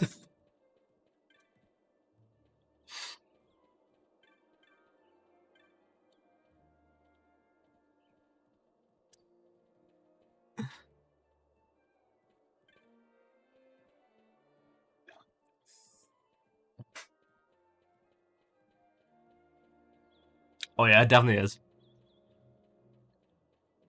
One thing a lot of my friends do find, especially even my current girlfriends and stuff, what they find, sorry, not girlfriends because I only have one, but I mean just, well, you know what I mean. Sheesh. All my exes, I'm still actually close friends with them, like, and I have a reason for that. Because I know a lot of people can't do it, but fair enough. If one of my exes didn't want to be friends afterwards, happy enough. They can go their separate ways and stuff like that there. But I believe if you spend all that time together and you break up mutually, why end a friendship over it? I know it's going to be hard for a while, but I'm actually quite close to all my exes, and we've always stayed close. I understand, like, I do understand the weird side of it. Yeah, you see, at least somebody understands me.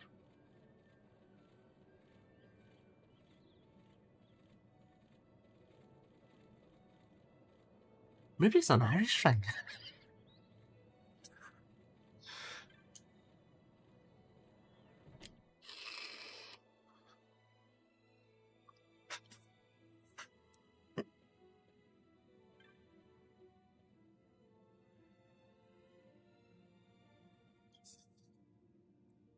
Ah, I'm never been married.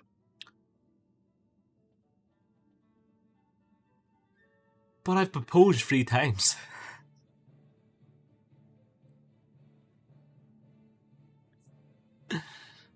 But ended mutually.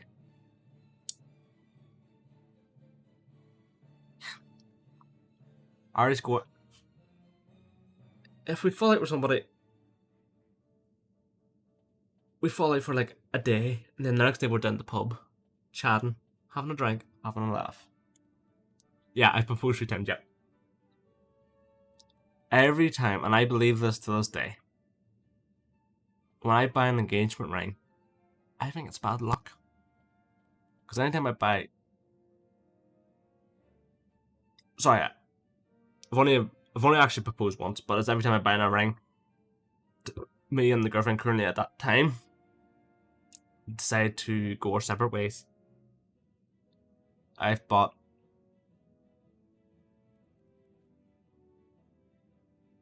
3, 4, 5 engagement rings, roughly off the top of my head. I'll need to look over all this stuff. Oh, I went to the wrong shop.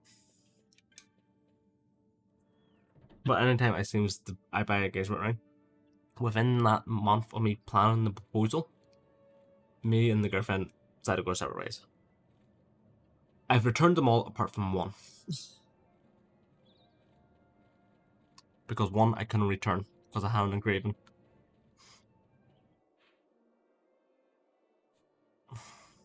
Which was my own fault because it actually was the last one I bought.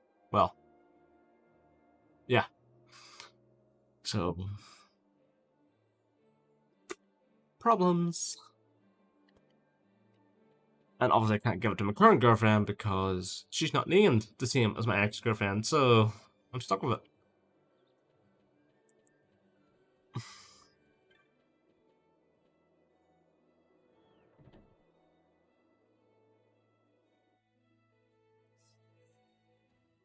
But I wouldn't mind keeping them, to be honest, because it's a memory. But I'm weird like that. There you are, Kite. Yeah. Stop loafing around. Look, Vaughn, look. This Very awkward. This is why Miguelo's courier didn't get here on time. Creature spotted in the Esther stand. What is that thing? Ah, Vaughn. Miguel sent you too, did he? He's a busy man these days, that Miguel, if I dare say so myself. I don't envy him the work, though. Not a bit. Quite the affair throwing a banquet to welcome the Imperials, eh? Welcoming. We should be... Whatever. Say Tomash. What's it? Don't remind me. Got some nastiness out there in the Esther town with Dr. Carlos. And that means shortages all around. Thought I'd put up a bill, offer a reward to anyone who can knock that nasty back in plate. Now that worked. Sounds 10 times better than running errands for Miguelo. That's right. Vaughn, you should give it a shot. And you should be getting back to Miguelo. Is that better now? Now, Kites. He was waiting for you. Oh, right.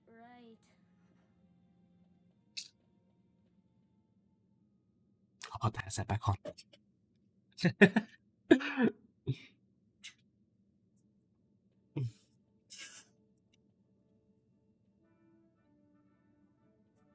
Why is my tongue out?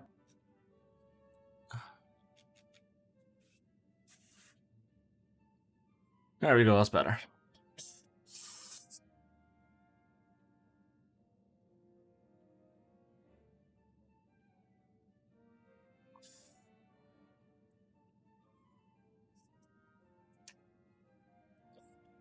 Nah, see, I knew that was going to happen. So that's why I also prefer XSplit. Like I said, the audio and stuff is a lot easier, and I have more tweaking settings, and I have it perfect. I can actually turn my, like, that was my Logic speakers only at 15. On XSplit, I can turn my speakers up to 100%, and the mic doesn't pick any of it up. I'd probably have to tweak up a lot of the settings in here and stuff. Like I said, just don't know exactly how OBS works. But over the next few days, I'm going to try and learn how it works and work out some of the settings, tweak it, get it perfect. Hopefully, eventually, get it down to where I need it to be. As well as work on my overlay, because obviously this is just one of them free overlays, and I'm going to try and design my own.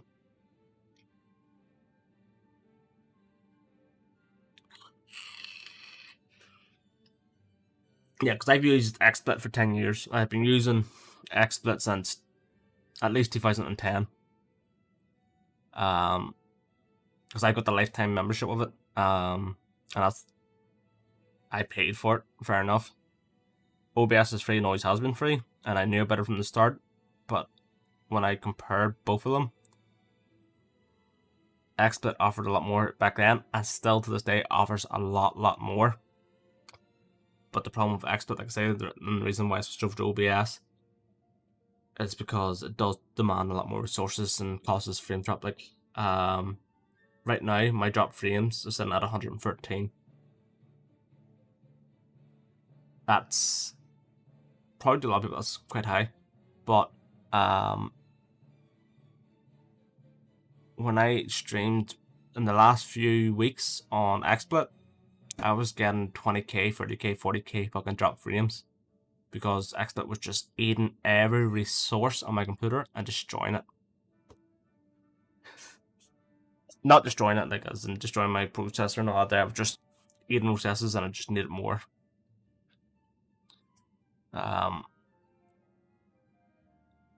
Even when I lowered the quality down to 720p, 30 frames per second, and lowered the bitrate down to, I think it was 1000, 1500, 2000, around there, it was still just eating resources. Like, I just couldn't get them enough.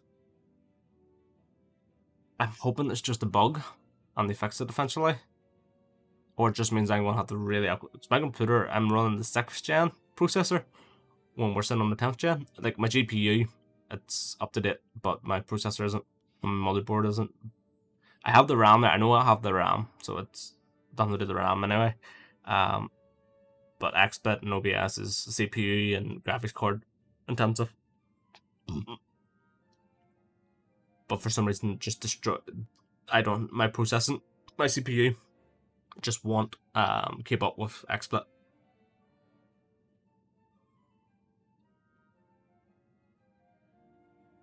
And that's after I switched all the encoding over to graphics card.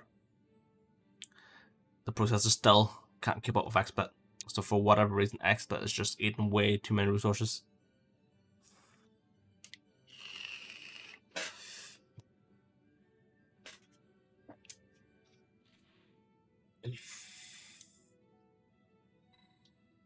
If you have a beefy computer and you've put the money into a beefy computer, like at launch, this computer I built, when I built this computer back 6 years ago, you would not have got a computer better on it that I know of. And I probably, if you spent like a good few more, but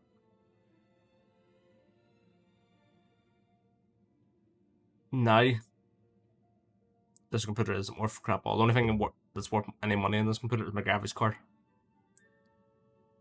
See, I hope it does, but it might not be a bug. It just could be my processor's really old. Because like I said, it is 6th gen, and I've been running it for 6 years. That's probably one thing I should upgrade it when I was working, instead of get a graphics card. So I went from GTX 1080 to an RTX Titan. And my processor is still an i7 Gen 6. But I have 256 gigabytes of RAM because overkill. But I originally built this computer for doing YouTube videos. And that's why I went for a lot, and I mean a lot of RAM. But I never really did YouTube videos because I never really got the time for it.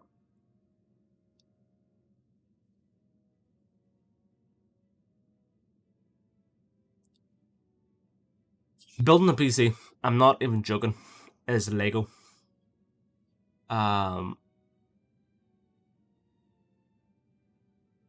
There's a good website. The only one thing you need to worry about when you're building a PC is you don't buy a part that doesn't fit with another part. So in other words, you don't buy an AMD motherboard, but buy an Intel processor. You know, stuff like that. Or you buy, cannot mind the name of the sockets, but you buy an Intel motherboard, but it's last year's socket. Like, obviously I can't put the best processor I can put into this motherboard is Gen 6. I can't put Gen 7, 8, 9, or 10 into it. For that, I have to buy a new motherboard, which then means I have to buy new RAM. It means I also have to buy a new processor. So, new motherboard, new RAM, new processor, and all that. So, that comes a bit of a headache. I'm trying to mind the name of the website. It's a PC Builders or something. You can go there and you pick one part, and if the part does not work with another part, it will not let you pick it. It only lets you pick parts that work with each other. So that's great. So when you pick all your parts for your PC, then just go to whatever website. It also tells you where usually is cheaper, but you can shop around yourself and have a look. And just go and buy the parts, order them. So once they come, just read the manuals. The only manual you really need to read is the motherboard manual, and that shows you where all the wires go from the case to the motherboard. That's the most important manual. Everything else is just click, drop, set, done. That's it. That's actually not a bad idea because you will learn a lot. And 8 gig of RAM, that's more than enough. 16 gigabyte of RAM, like I'd even go with 16 gigabyte of RAM now.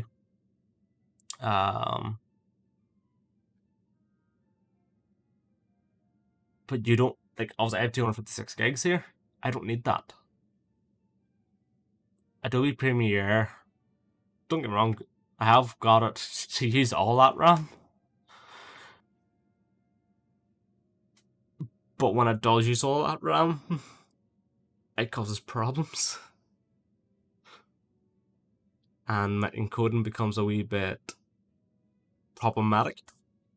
But when I set the limit and stuff like that there on Adobe and stuff like that and uses RAM, I can still do a 1 hour video in about a couple of seconds.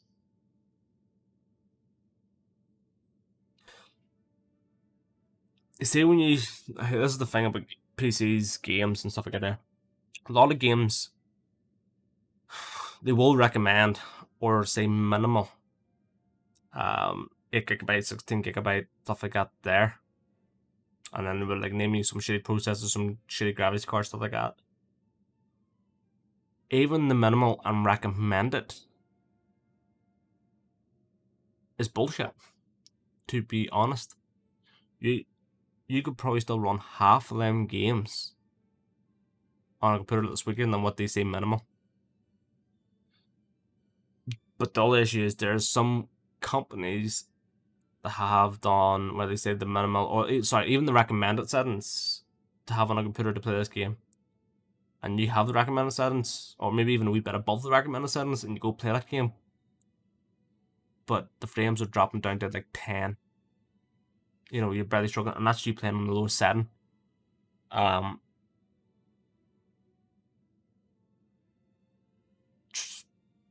The way I always look at it is, when you're building a PC, you want to build it around one objective, but that one objective is going to be picked out of like maybe 20 objectives. So you pick 20 objectives first of all. If it's gaming that you're building PC around, you pick 20 games that you want to play on the PC. You find what is the most highest demanding game out of them all. You look at the minimum specs, the recommended specs, and stuff like that there on the case or on Steam or whatever. After you've done that, do some research actually into the game specs because it could be off. And then build your PC to meet them specs at least. So no matter what, it means you've got the highest performance PC to do everything else.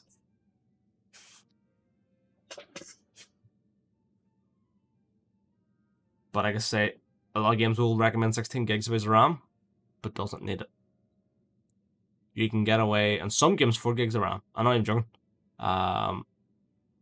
But it all comes down to your processor, the speed of your RAM, and your graphics card you're using. Because graphics cards actually have their own RAM and all nowadays as well.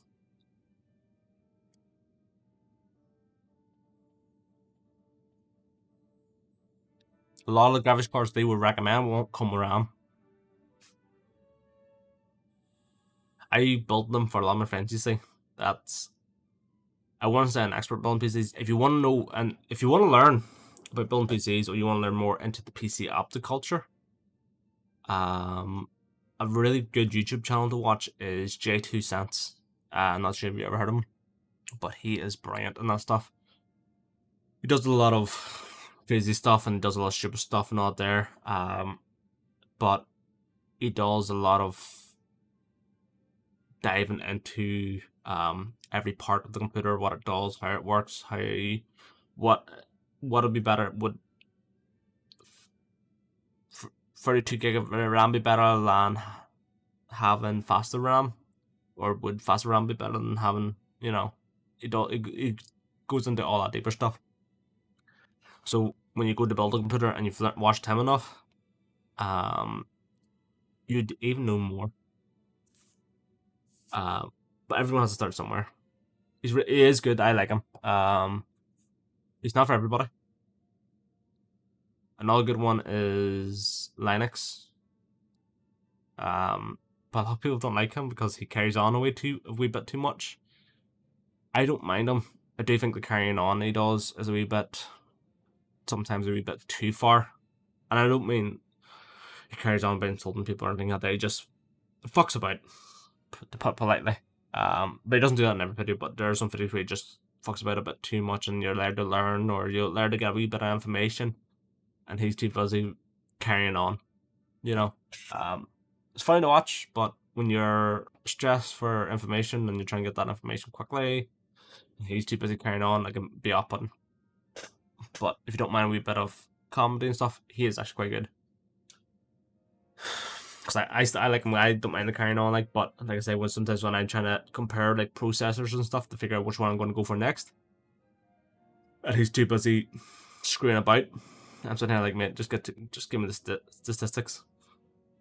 J2Cents, don't get me wrong, he makes jokes and stuff like every YouTuber does, but they know that he knows his limits. He doesn't crack jokes for the next 20 minutes and not give you the statistics until whatever.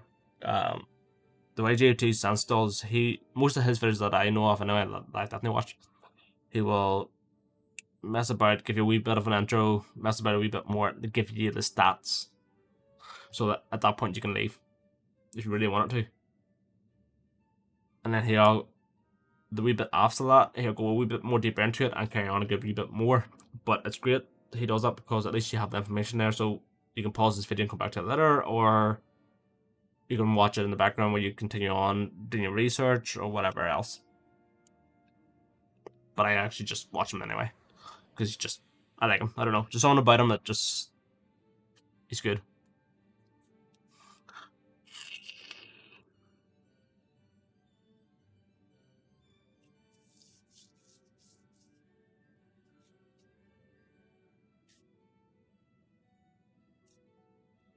It's 5 a.m. No way. I think it's time to go waking up everybody in the house and then get killed. No, that's grand. I really appreciate you popping by. Thanks for the chat and all. It's very much appreciated.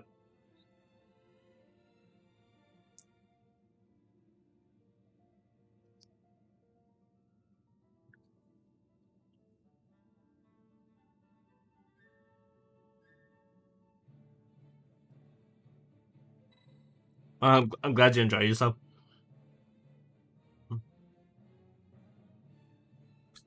That's the main thing, long as you enjoy yourself anyway. I do appreciate let you come again. Next time I could have the woman in the background screaming at me, so do be aware of that. Because sometimes she is there and sometimes the wee boy's here, so. But anyway, enjoy yourself, enjoy the rest of your night or morning, try to say. Take care.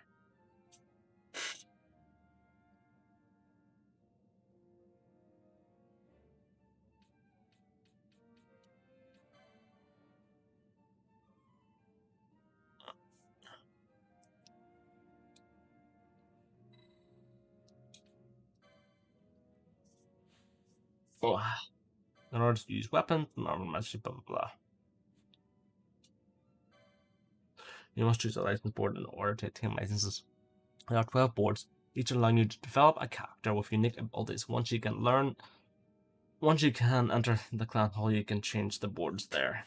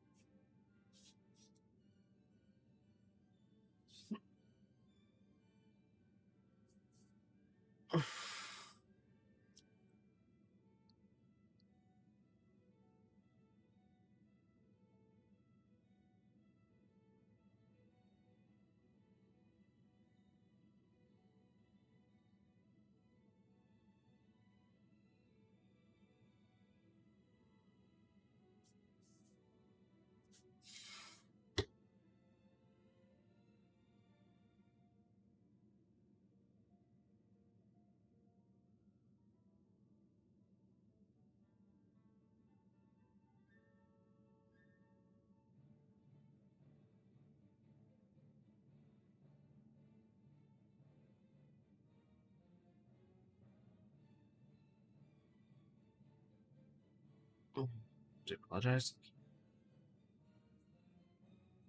Just quickly get some statistics. Because I think he's meant to be Faith. Which is Bushy? Or is he? I can't mind.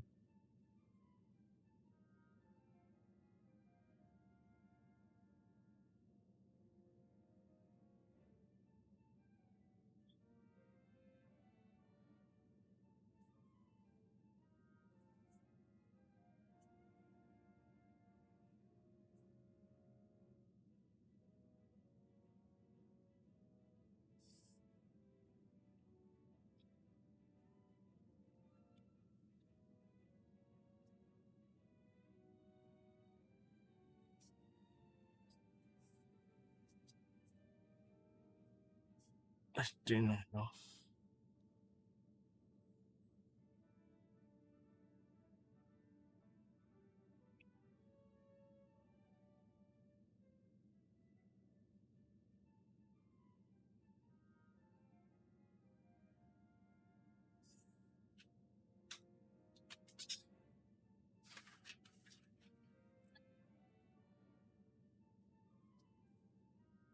Sup?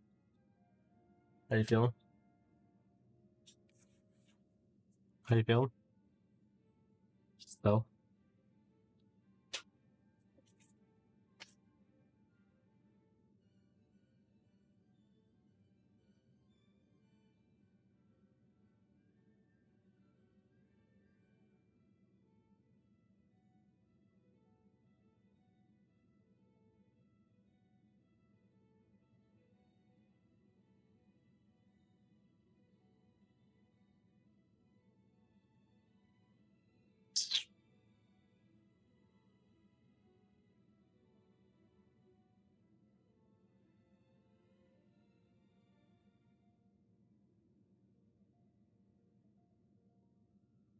Find this. Written down somewhere.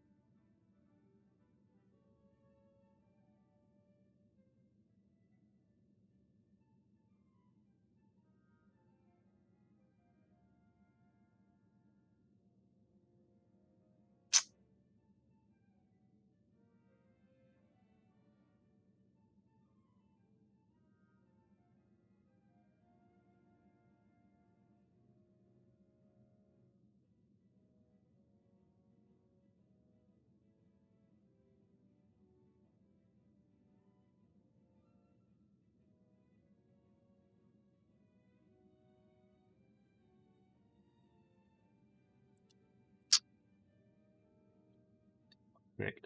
I figured it was like